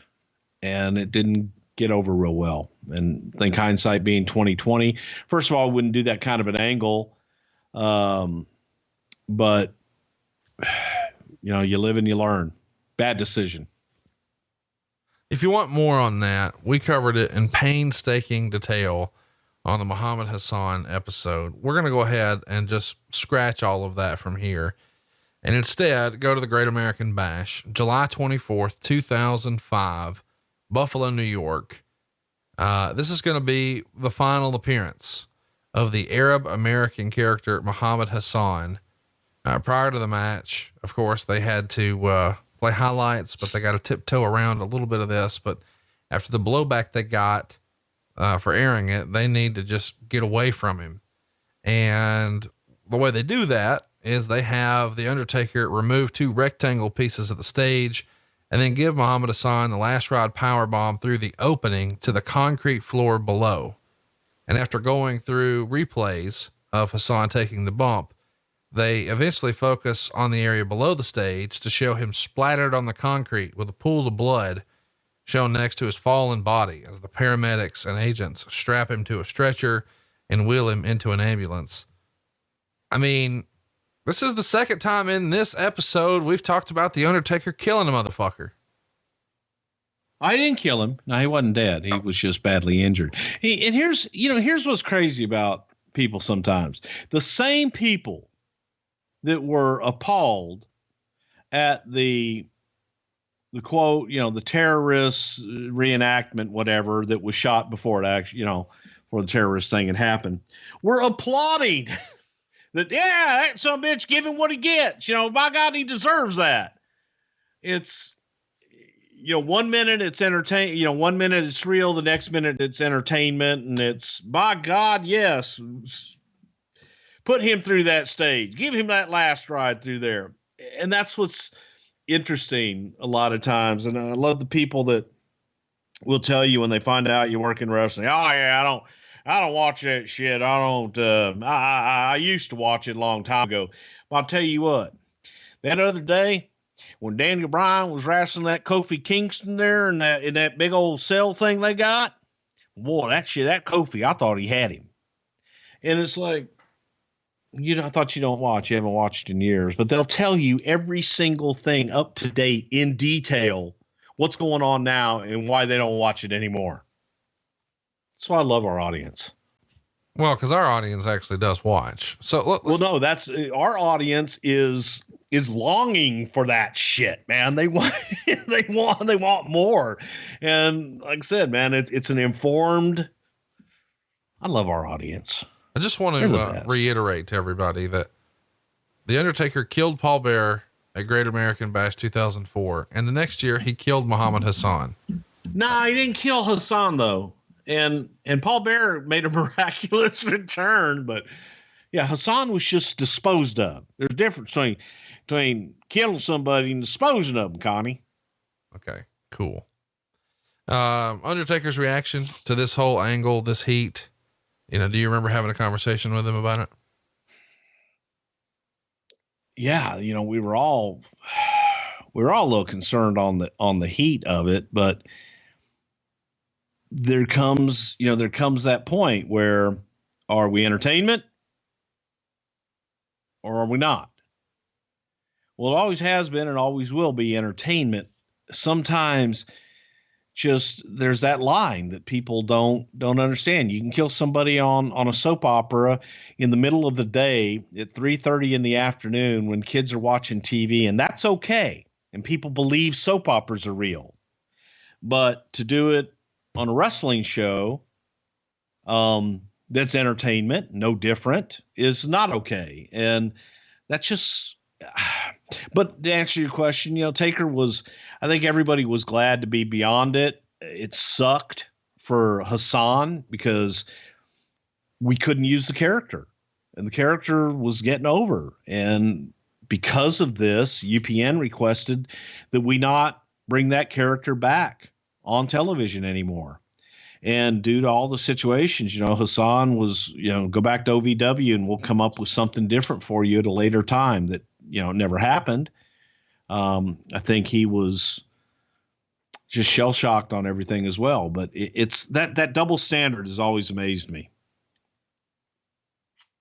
On the July 28th SmackDown, we see a number one contenders match for SummerSlam between Undertaker and JBL. Orton once again does a run in, hitting Taker with an RKO, and JBL gets the pin. On August 11th, Teddy Long would announce that he signed a legend to return to wrestle Orton. And then we see Randy Orton versus Kamala. Orton wins with the RKO, and then Taker appears on the big screen and says Orton's in trouble. And that gets us set up for SummerSlam 05. But before we talk about that, Kamala back here in 2005, were you reunited with his penis? And what did he have to say after not seeing you for all those years?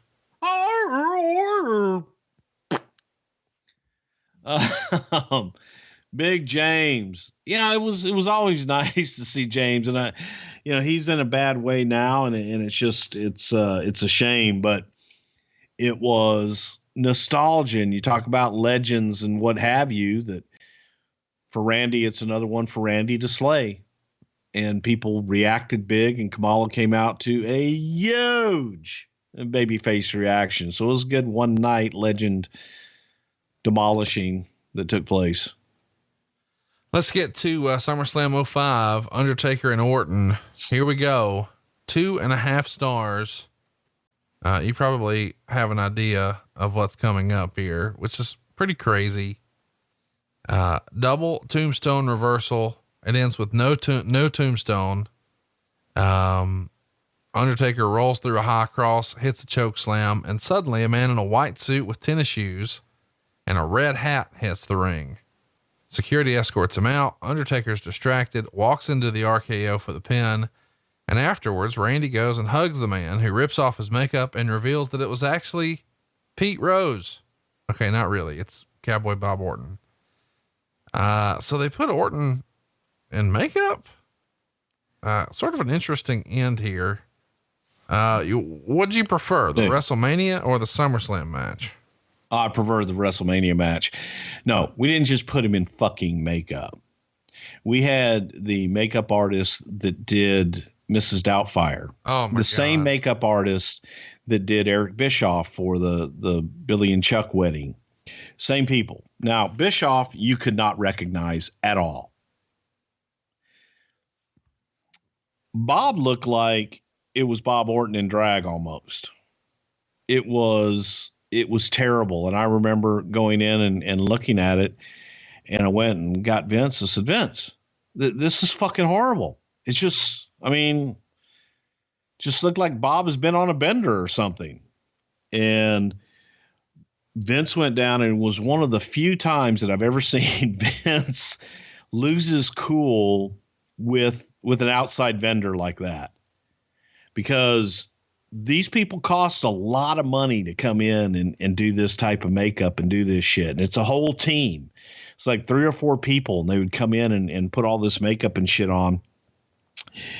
And it's fucking horrible. It looked horrible. I mean, you go back and look at it, and it's Bob Orton with some makeup and shit on. But it was supposed to be prosthetics and make him look like a young guy. And it just, yeah, it wasn't really good. But the idea, again, using Bob to save his boy. Oh, damn. It's all good. Let's, around this same time, I guess it was around this time, a 3-disc DVD set comes out on The Undertaker. One of the first times you did something like this. Does a talent like The Undertaker have any input on that at all? Or does it just show up and he's like, oh, cool, I guess this is out? No, a lot of times, guys like actually everybody, man, the production team will come in and they work with the talent just to get their input on what their favorite matches are. And they do interviews with them going back and forth, but they want it to have them a part of it. Yeah, definitely. Everybody does usually have input on at that time, their DVDs, if you will, and just different specials coming up. Let's talk about the September 16th episode of Smackdown. It's going to be a SummerSlam rematch between Undertaker and Randy Orton, and a coffin comes to ringside. And when Undertaker opens it, there's an Undertaker in the coffin. You guys did this before WrestleMania 12 too, with Diesel. Who was in the coffin here portraying Undertaker? That was Kane. But on TV, obviously we shot earlier. We had Undertaker actually in the coffin, but this time we had Kane in the whole thing. It's funny how when you go back and look at things, when we did the coffin with Diesel, we had a very expensive dummy made of Diesel. And when we looked at it on camera, it looked like a wax fucking figure, and it just didn't look good. And Kevin Nash is sitting there going, why the fuck don't I just get in there now and shoot it and put that in? And that's the same thing that we did with Undertaker here. So we shot everything with Undertaker in the casket, and then we put Kane in Undertaker makeup and had him in there. The finish sees Undertaker chokeslamming Cowboy Bob Orton and then tombstoning Randy Orton for the pin. All right, let's keep it going here. The September 23rd Smackdown, Cowboy Bob Orton is standing in the ring next to a casket. Monks are chanting. Bob calls out Randy. They open up the casket and there's the Undertaker. But the idea is this is not the Undertaker, but rather a lifelike mannequin. And as it turns out, it's really the Undertaker. And Orton was yelling about how he destroyed Taker last week. And I killed you physically, when all of a sudden the Undertaker comes to life and scares the Ortons off. What'd you think of this segment? It was a good, fun segment, just a way to continue the issue going with you got the addition of Cowboy Bob out there now and being able to gloat with his boy.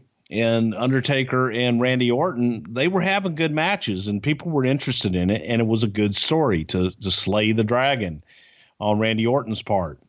So it was a good story that we just continued on. You continued it on September 30th when Cowboy Bob would challenge Undertaker for a match, promising Randy wouldn't interfere. Of course, when that match happened, Randy did. Eventually though, Taker just gets up, chokeslams Bob and wins. And that's the end. And that gets us to the No Mercy pay-per-view, October 9th in Houston. Near the end of the match, Undertaker places Cowboy in the casket and is attempting to put Randy in as well. After performing a last ride on Randy, Undertaker goes to open the casket, but when he does, Bob sprays a fire extinguisher in his eyes, and then Randy hits Taker with a folding chair, puts him in the casket, and the Ortons close the casket to win the bout, which is kind of fun. Then they lock the Undertaker in the casket, hit it with an axe, pour gasoline on it, and light it on fire, which is something we saw Kane do at Royal Rumble way back in 1998. On this night, Conrad, the fucking casket wouldn't light. And I was standing about 10, 20 yards away in the arena. And I'm trying to get Randy's attention that he needs more oxygen. He's got to get more oxygen. And I'm ready. I'm sitting there and I said, I'm going to run and go grab Randy and tell him that he's got to open up the casket more to let it breathe more so they can get a big fire going. And right as I'm getting ready to run in and go grab Randy and have him throw me while I'm telling him what to do, the fucking casket goes, whoosh, and we all about shit our pants. So I almost got my ass blown up and everything in between, but finally it lit, and it was a scary, scary deal. That was one of those that we did not have a friendly fire marshal. And we had to do it, I don't know how many times during the day. And then when we did it live, it was like, just go for it. I mean, we'll pay whatever fine we have to do afterwards, but let's just go for it. And it was a battle. It was a fucking battle to get that damn thing to light. Taker winds up taking about a month off until Survivor Series. And at the Survivor Series, at the end of the elimination match for Raw and SmackDown, after Randy Orton pins Shawn Michaels to win the match for SmackDown, the SmackDown roster comes in the ring to celebrate. And then some druids drag a coffin out and open it up, and inside is the Undertaker. But before it was opened, a lightning bolt comes down from the ceiling and lights the casket on fire. Taker tosses Orton outside and then destroys everyone in the ring. What about this way to bring him back with lightning bolts and caskets and fires? Oh my. He's the Undertaker. You gotta have lightning bolts and fire. Fuck. The lightning bolt ignites to bring him back to life. Haven't you ever seen Frankenstein? That's how this shit works. I got it. Okay. On the December 2nd SmackDown during the Orton Matt Hardy match, after Orton wins, the Undertaker's gong is going off, and Undertaker keeps talking from the heavens about caskets and destiny, saying things like, "You tried to kill me, but I'm the one who does the killing." But apparently you're going to tell me he didn't really say that, even though he definitely killed Paul Bearer and Muhammad Hassan. Okay. First of all, he just got rid of Muhammad Hassan, and Paul Bearer was buried in a concrete crypt. Okay. I'm with you so far, but did he not say I'm the one who does the killing? What was he referring to if he's not referring to the people we actually watched him murder on pay-per-view? No, he was going to kill Randy. Okay. But he hadn't killed yet. No, he's the one that does killing. He plans to. He hasn't actually Plans done it. to. Right. Okay. I got it. No, he buried somebody in a concrete crypt and just got rid of another. Another. All right. Follow me. I do want to mention here in December, the Undertaker's DVD we mentioned, had sold 155,000 units. A couple of months later in February, it would become the best selling non-pay-per-view DVD ever up to that point, even beating out the rise and fall of ECW, which held the old record. So that DVD, very, very popular. The December 9th SmackDown, Orton's in the bathroom and he looks in the mirror and there's the Undertaker. Boy, does this feel very WCW Ultimate Warrior-ish. Terrified, he turns around, but no one was there. Later in the show, Randy and Bob are fleeing when Josh Matthews catches up for an interview. And then all of a sudden he coughs or something and becomes possessed by the Undertaker. That's right. Josh Matthews' mouth starts moving, but the Undertaker's voice comes out. What the fuck is happening? Who booked this shit? He was possessed by the spirit of the Undertaker. Fuck. I booked this shit. What the fuck you want from me? You on hocus pocus shit? God damn it, we got to be entertaining. So yeah, I booked that shit. It was good. How about when Josh rolled his eyes into the back of his head? My God. And then he was possessed. Undertaker made his eyes roll in the back of his head. That's how much possession that Undertaker had over Josh Matthews. And then Josh Matthews, once the Undertaker had taken over his body, tweeted out that he was the best announcer ever. In the world. Ever. He's like the vice president of all things media in the world. I'm sure he is. Okay. Let's get to the Armageddon pay-per-view. It goes down in December of 2005, Providence, Rhode Island. We see Randy Orton and the Undertaker now in a Hell in a Cell match. Yeah. How about this? Lots of blood in this one. A ton of blood. In fact, including even the referee, everybody's bleeding here. It gets 3.25 stars, according to Brian Alvarez. Lots of blood. What'd you think? I thought that the match was excellent. And it, in my opinion, it was another match that really solidified Randy Orton's status as he's a top guy that can really go. And Undertaker and Randy, this was one of those, okay, this will be the blow off, but maybe not. Maybe we can keep going. The idea behind it originally was this was the blow off, and it was an annihilation. Everybody bleeds. And, yeah, this was supposed to be that big blow off match. And I thought that for me, this was probably the best match that they had. And it lived up to the hype of the Hell in a Cell, that, you know, bodies were going to be crippled and blah, blah, blah, and all this other shit. But it lived up to the hype without having to do some crazy bump off the top of the cage and shit. This was old school, you know, cage match. We're going to settle this in the cage, nobody in, nobody out type of thing, even though everybody got in and out. I just thought it was an old school blow off. Great match. Absolutely great match. Let's talk about the rumor and innuendo, because I don't know when we'll talk about it again, but on the heels of this match, a few websites were reporting that maybe there was a health issue with Bob Orton that wasn't reported, and maybe he had heat as a result because he was bleeding in this match. I wasn't there, and if it's not true, it feels like an ugly thing to even talk about, but it was reported at the time. Do you remember hearing anything about Bob Orton having a health issue here that was discovered after the fact?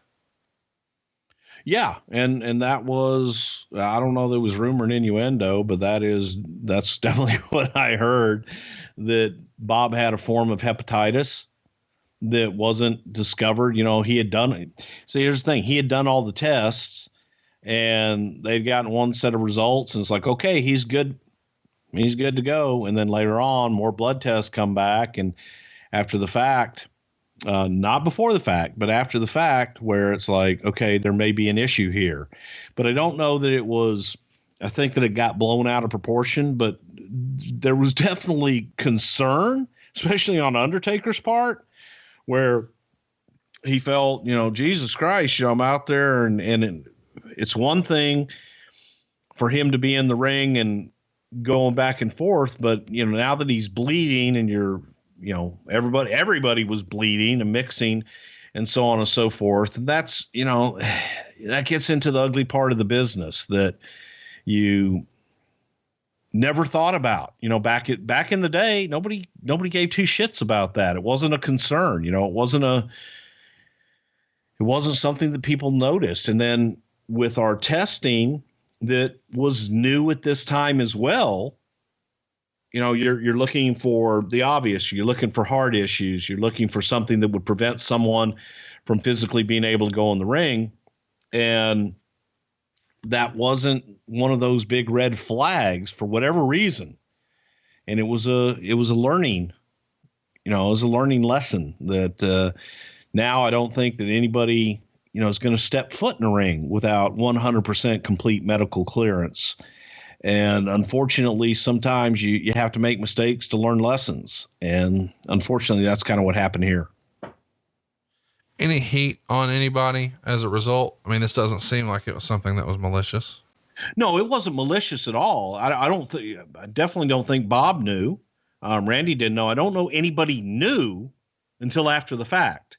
And then there's the double. It's like, okay, well, this is discovered. So there's concern for everybody involved in the match. There's concern for Bob. And it's just that lesson that you learn that, okay, we need to be better on our end as far as making sure that all the I's are dotted and T's are crossed. Prior to this, I don't know that that question ever would have even been brought up, because it was so commonplace in the business for so many years that you didn't think about those things. And now you're in 2005, 2006, whatever. And those are real concerns, and these are real things happening that you have to be cognizant of. And it changed. The changes in the business over the last, 10, 12 years have been tremendous, for the better. So it was, unfortunately, you got to stumble a little bit and fall down before you can get up and run. How quickly after do you discover? I mean, is this something, just take us through what that testing process looked like at the time. And again, it's a different time. Well, the testing was done beforehand, before Bob ever even got in the ring or anything like that. But the results, the different stages of results didn't come back until after. So I don't know when they discovered it, but it was probably like a week or two after the fact. I mean, it wasn't like it was that day or that night or anything like that, or even the next week. It was a week or two after. Not to be silly, but doesn't it kind of defeat the point of doing testing if you don't get it until after you've already done it?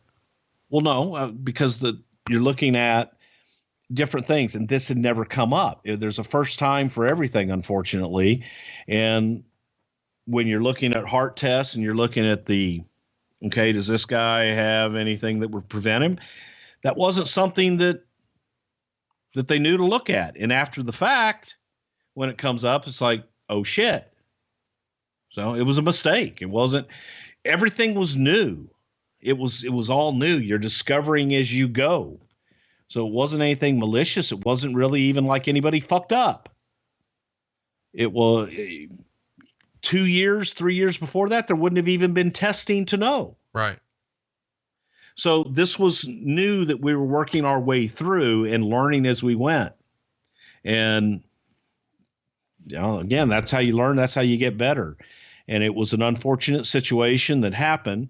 And again, nothing Bob Orton did, nothing Taker did, nothing Randy did. It was just an unfortunate situation that took place.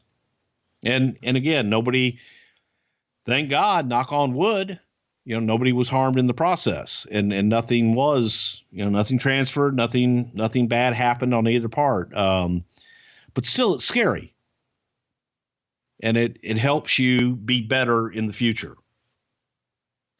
Let's talk about the December 16th Smackdown. Randy Orton comes out with 15 minutes left in the show and announces that at 25 years old, he'd accomplished more than most people here had in their whole life. He'd been the youngest WWE champion. He'd been the sole survivor 3 years in a row at Survivor Series. He was now a certified legend killer. And despite all that, it hit him recently that nobody could kill the legend of the Undertaker. And he put over how scary the cell was. And he said he was going to do something nobody seemed to do anymore.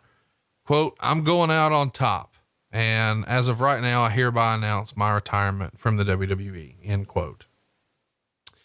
Lots of cheers, lots of boos, mostly boos. And Teddy Long comes out and says that Randy has a contract and he's committed. And if he doesn't show up at the pay-per-view, he'll sue him for breach of contract for everything he's worth. And Randy says he's not going to change his mind. He's done. He's out of here. And then the Undertaker comes out with the monks. Orton jumps Taker. Eventually, we understand that one of the monks was actually Cowboy Bob Orton, and he's holding the urn, and Randy gives Taker the RKO, but Taker sits up.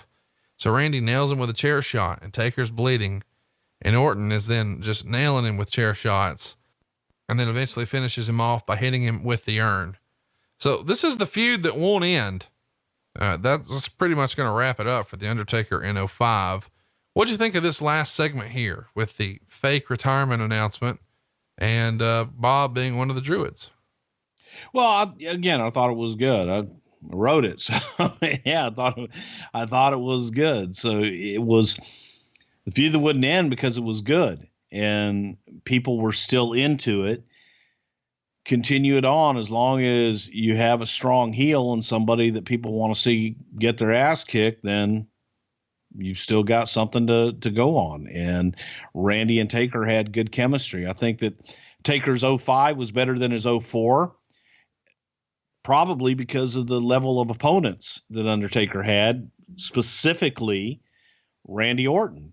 And it brought Orton's stock way up, but it also allowed Undertaker to work a different style and begin to work more like the American Badass and not have to do the all of the old set Undertaker things that you would expect, the no sell and things like that. It allowed Taker to sell things and become a lot more rounded in how he worked in the ring. So let's talk a little bit about what's next. It's the Royal Rumble, January 29th, Miami, Florida. And during the Kurt Angle, Mark Henry match for the world title, after Angle pins Henry, the lights go out and Undertaker's here. He and Angle have a stare down and Taker indicates that he wants the belt. Why was it done this way? Royal Rumble, he's just back out of nowhere. I want the belt. It's a big stage. And it's just something to be able to get out in front of everybody on the, kind of a pay-per-view to pay-per-view type thing. And started out there. Obviously, we reiterated it on television. It's funny because I go back to the American Badass with Undertaker and Kurt Angle, where Taker wasn't sure if he could get a match out of Kurt. And then once he got in the ring with Kurt, I think if Undertaker had the preference of working with Kurt Angle every night for the rest of his life, would probably want to do that because they just had great chemistry and worked so damn well together. And trying to recreate that as well. Now you got a new character in the Deadman and Kurt.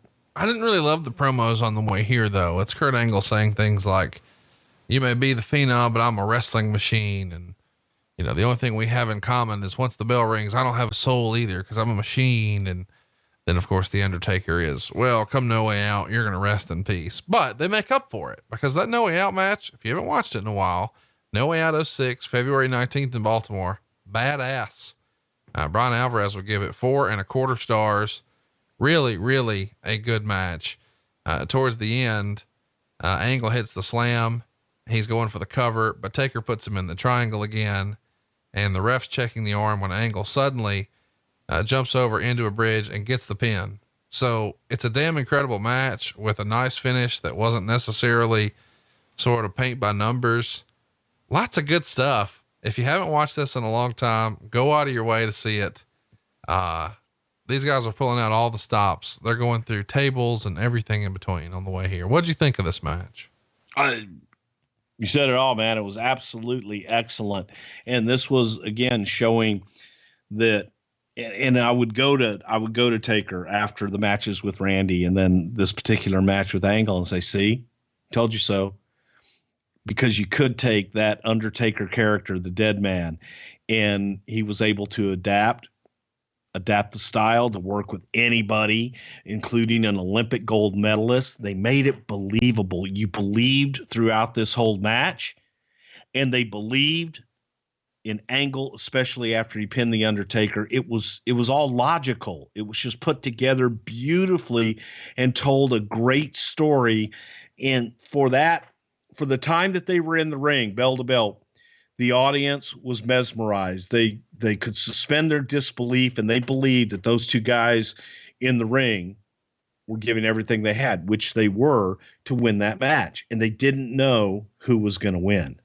And I think they were waiting. Okay, how are they gonna fuck Kurt? How are they gonna get out? I think a lot of times audience, how are they gonna get out of this match? Got out of it with a pinfall.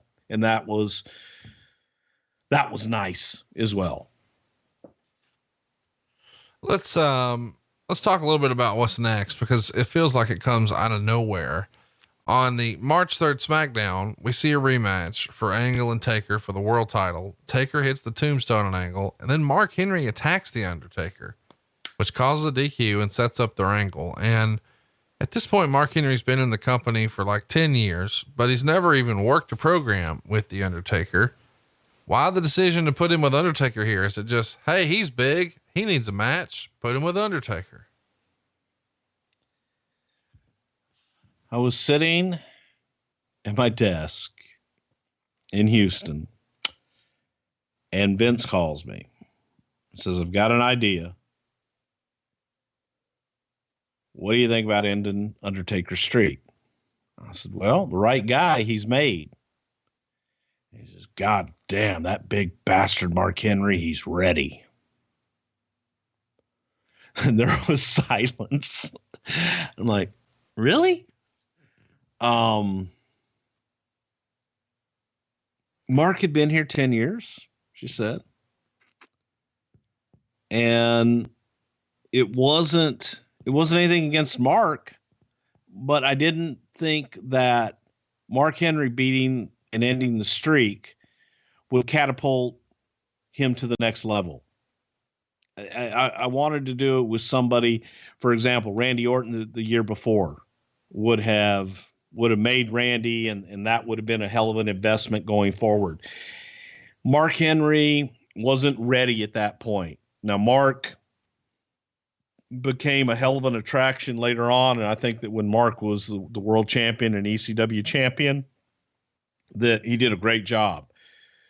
But I just didn't think he was ready. And there was also a part of me that was thinking, shit, I got to pitch this. And I said, well, I'll run it by him. And I ran it by him, and his reaction was the same as mine. It was pretty much silence. And he asked what I thought, and I told him, I don't think it's a good idea, but try it on. See if there's something you think, that might work.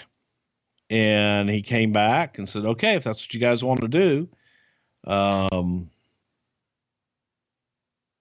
that's really what Vince wants. And then Vince, as we got closer to it, got cold feet, I guess, and just realized that, maybe Mark wasn't ready at that time for it.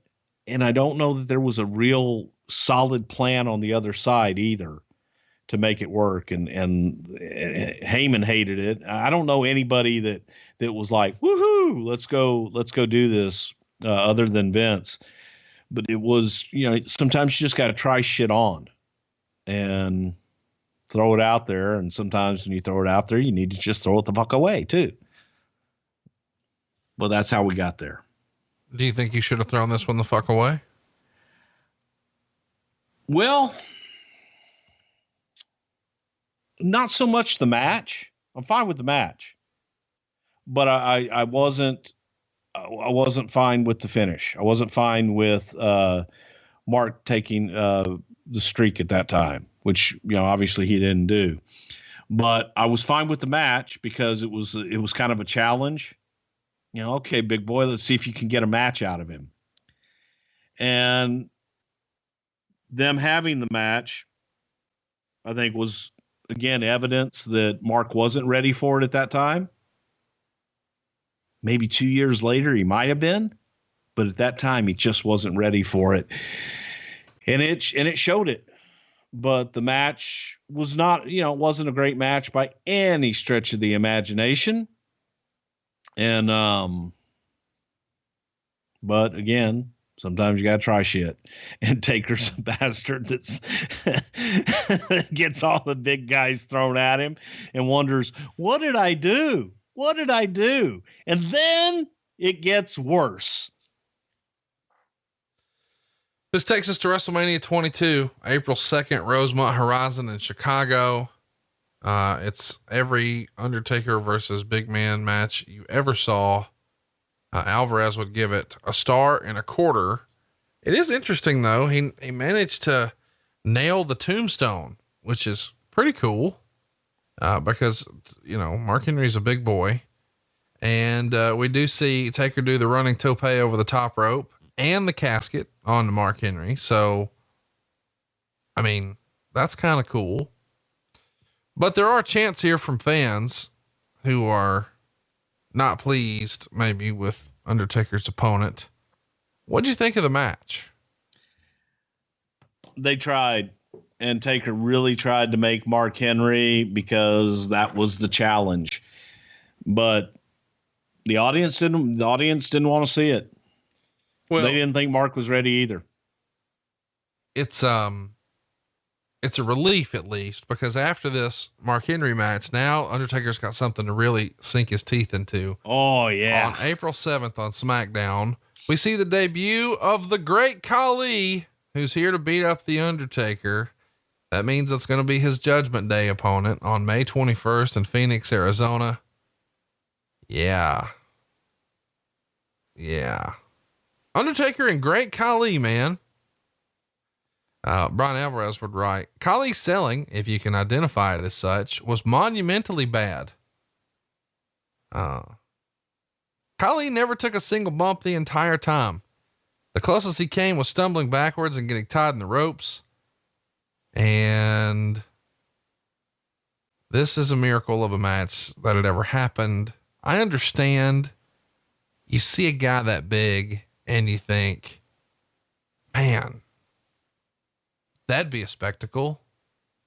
But then, as you like to say, Then the bell rang. What'd you think? Great Khali, Undertaker. I bet Undertaker's still not talking to you over this. Yeah. That's worth mentioning here. I want to mention Khali wins. This is not we're not squashing him here. He beat the fucking Undertaker. Yes, he did. He beat him clean. This is debut, and his debut match is a clean victory over the Undertaker. And here's the philosophy: bring a guy in on top, they accept him as a top guy. And here's the other thing, that the chop that Khali did, looked like shit, hurt like hell.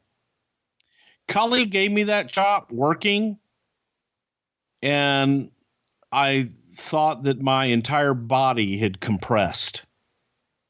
My neck hurt for weeks, and I'm thinking, Jesus Christ, he was just playing with me.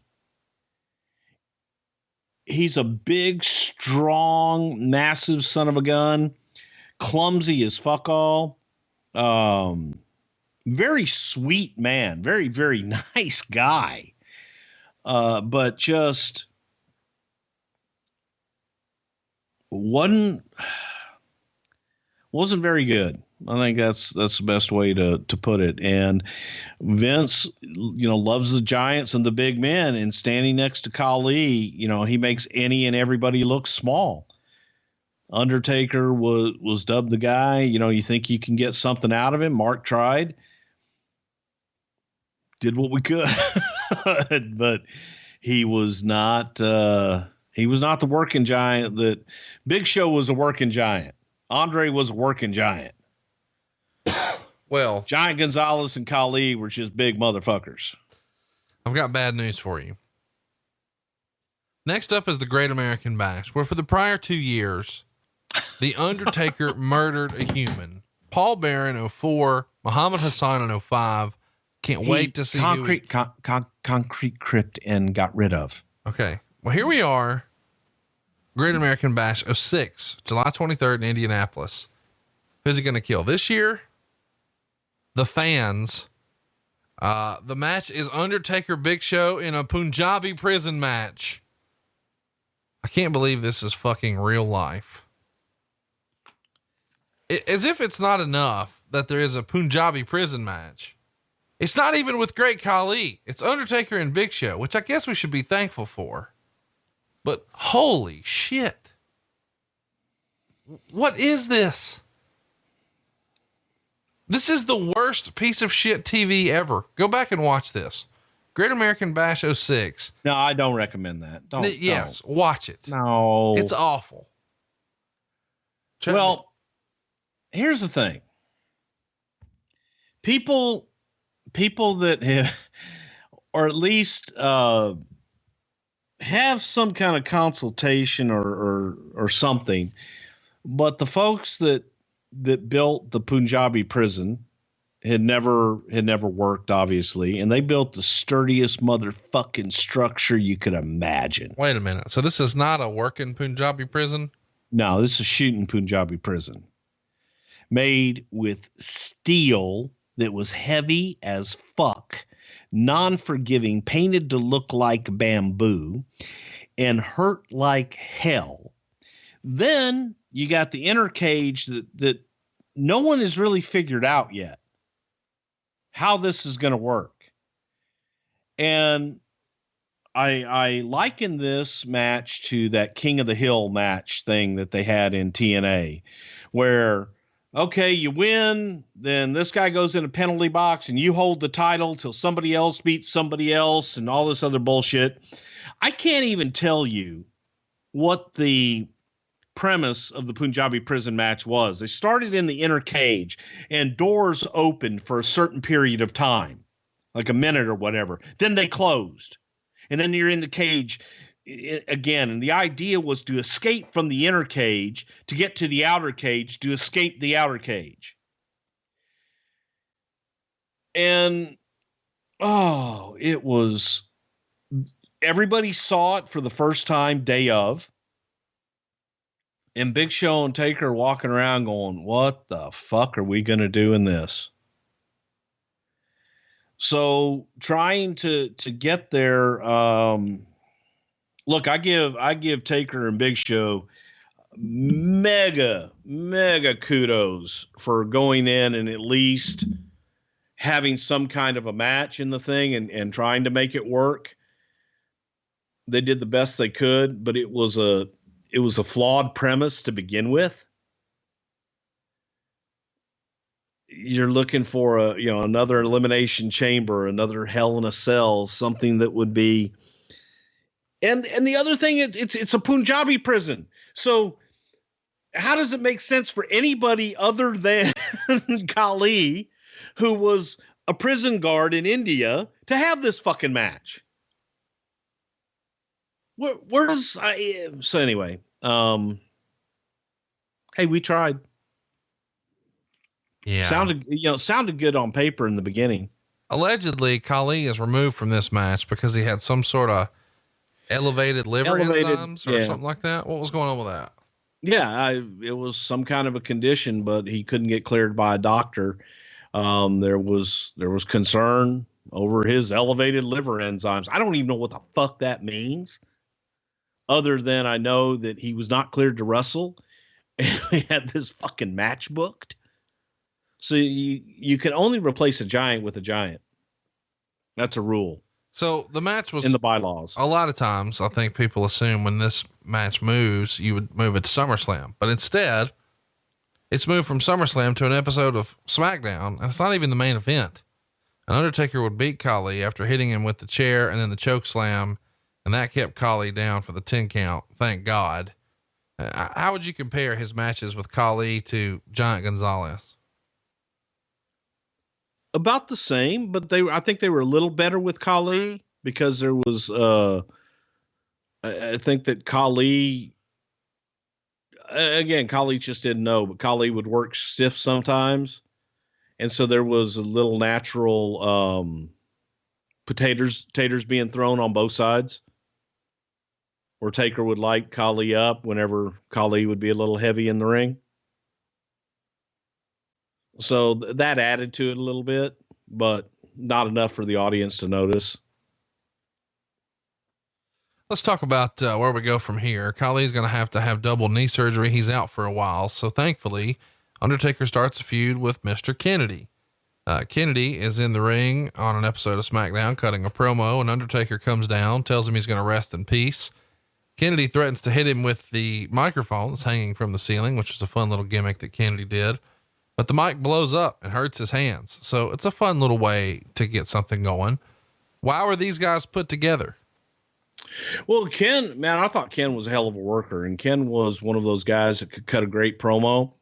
Ken got natural heat with the audience, but he also he was so damn entertaining that the audience liked him as well. But Ken had, I think by this point, had already worked with Batista, maybe not. But Ken was proving himself to be a hell of a hand. And you got poor Undertaker had been working. You go from Mark Henry to the great Khali. Give me somebody that can work. So Kennedy got that nod, and he was thrown into a little deal with the Undertaker here for a while. Well, it's fun for me because I really enjoyed Kennedy, and I don't know when we'll talk about him again. So let's briefly discuss it now. You know, he's a guy who, for whatever reason, has been reported to have heat. And even a few weeks ago, he was on record as saying he thinks maybe the reason he was never brought back is because of some things he said when he left the company, and he should have handled it a little better. Chat me up. Did Kennedy have heat? Where and how and when did it come from? Why didn't we see more of him in the WWE? You know, when I was there, and I wasn't there when Kennedy left.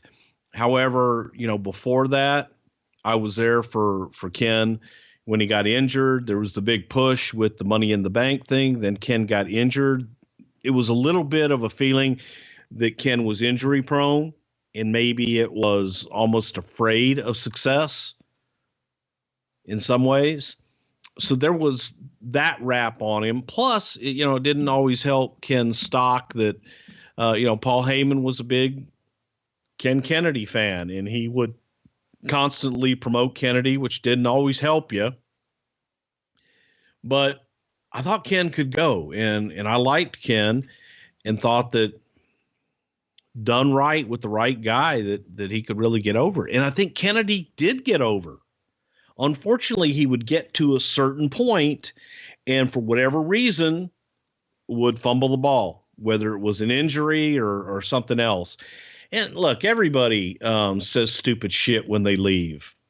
I think that, you're upset and you're put in a position where you're asked questions or whatever, and you do what's going to further you now because, well, I'm not working there anymore. Maybe this will endear me to another crowd. And I guess Ken might have done that, but I don't know what the heat was, if there was any heat. For the most part, when I was there, Ken seemed to get along with everybody, and there was just that feeling of being injury prone. The match here is not the best match ever. This No Mercy match, it only gets a 1 3/4 from Brian Alvarez. It's roughly a 20-minute match, and Taker's going to take the belt and just nail Kennedy in the head with it. And ta-da, that's your finish. The next night on the Raw Family Reunion show, Undertaker would challenge John Cena for the WWE title. It lasts a little over 4 minutes before Big Show and Booker T run in for the DQ. Kennedy comes out also. So it's a bit of a schmoz, but that gets us a rematch set up for Survivor Series on November 26th, which is Undertaker and Kennedy in a first blood match. And this is a better match to me than the first one. But it's sort of interesting because there's no blood. Yeah. So I have a first blood match. MVP comes out and Kennedy is bleeding from the mouth, and MVP comes out, wipes up the blood and tries to hide the fact that Kennedy's bleeding, and a turnbuckle is exposed. Kennedy drops Undertaker on it, and it almost looks like the Undertaker pretends to get color. But when he stands up, there's no blood. MVP hits the ring. The ref stops him. I thought it was no DQ. The ref takes a bump. MVP tries to hit Kennedy, but clonks Taker instead. Of course, Taker comes up bleeding here and loses the match. This is a really weird finish. Is it fair to say that Kennedy and Taker just didn't gel? I mean, this is memorable because of the silliness with MVP, but it's not what it could be. Yeah, I didn't think it was that bad. It was, it wasn't great, but it wasn't that bad. And the finish was the finish. Undertaker got screwed with Kennedy hitting him and seeing the blood, but it was an old finish that we used to do. God, we used to do it with guys bleeding like stuck pigs and have somebody come out and wipe the blood off of him and go, no, he's not bleeding, and or wipe the blood on the other guy and wipe the blood off of them. And that's how they would lose the first blood match, because the referee would come to and see the other guy with blood on him, he's not bleeding, and ring the bell. So it was a variation of that finish. I didn't think it was that bad. Well, let's keep it going. I can't believe they wanted more of this. The Armageddon Pay-per-View on December 17th in Richmond, Virginia was a hearse match. Probably not his most memorable feud here, but the Undertaker throws Kennedy into the hearse, drives it out of the arena to win the match. What'd you think? Did this elevate Kennedy at all? Yeah, I think it did, just by being in the ring with the Undertaker, and it got him in a high profile issue and on television where he was working with somebody that people actually cared about. So I think it was good for Kennedy, and it's one of those that maybe they didn't have the greatest matches in the world, but yet they had some pretty entertaining promos leading up to it. And it put Kennedy in a position of being a top guy and being in the ring with a top guy. The tribute to the troops is December 8th, and The Undertaker is going to wrestle Johnny Nitro here. Taker wins with a tombstone, and that brings us to the end of The Undertaker's 2006. Maybe not the most memorable stretch of years here, but wow, did he have a varied group of opponents here, to say the least. Fair to say? No shit. You know, he starts off the year with Randy Orton and Kurt Angle, and ends and then goes to Mark Henry to the Great Khali. Oh, that poor bastard.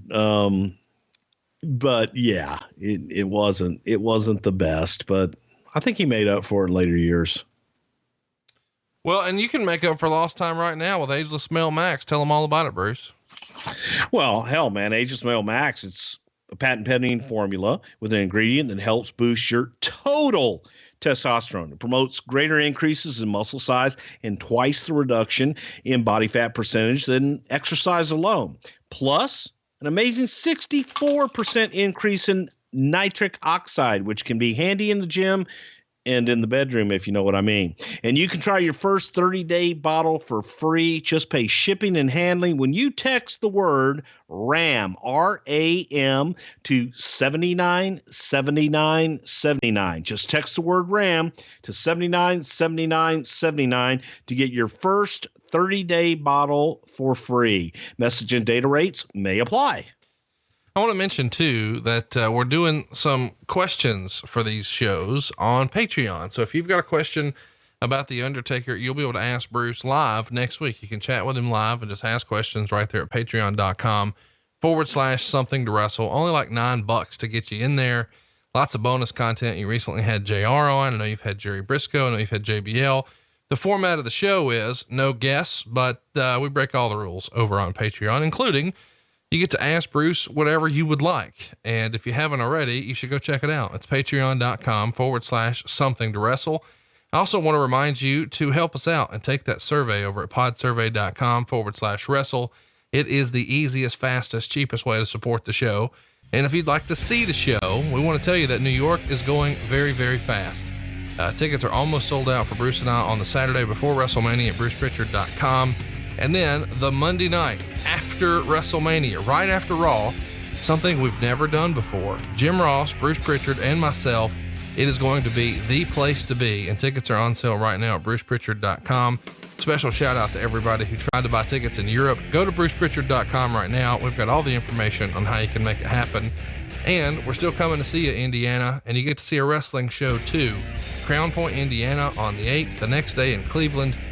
We're nearly sold out right before Fastlane. So check all these locations out at bruceprichard.com. There's even a link there for our super show in Connecticut with Eric Bischoff. And the rumor and innuendo is that we might have a big guest. So cross your fingers and be sure to pick up a ticket over at bruceprichard.com. And all my love to Australia, because March 22nd going to be in Sydney, 23rd in Melbourne, and the 24th of March in Brisbane.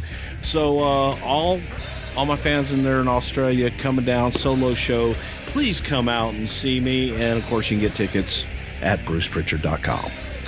And if you haven't already, what are you waiting for?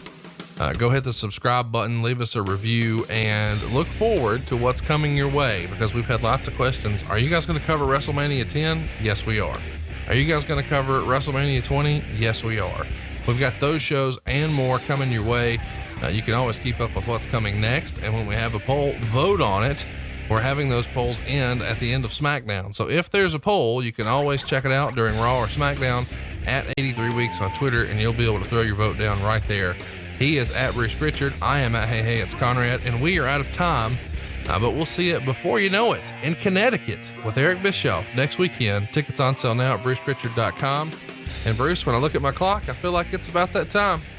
It's Shaka Khan time.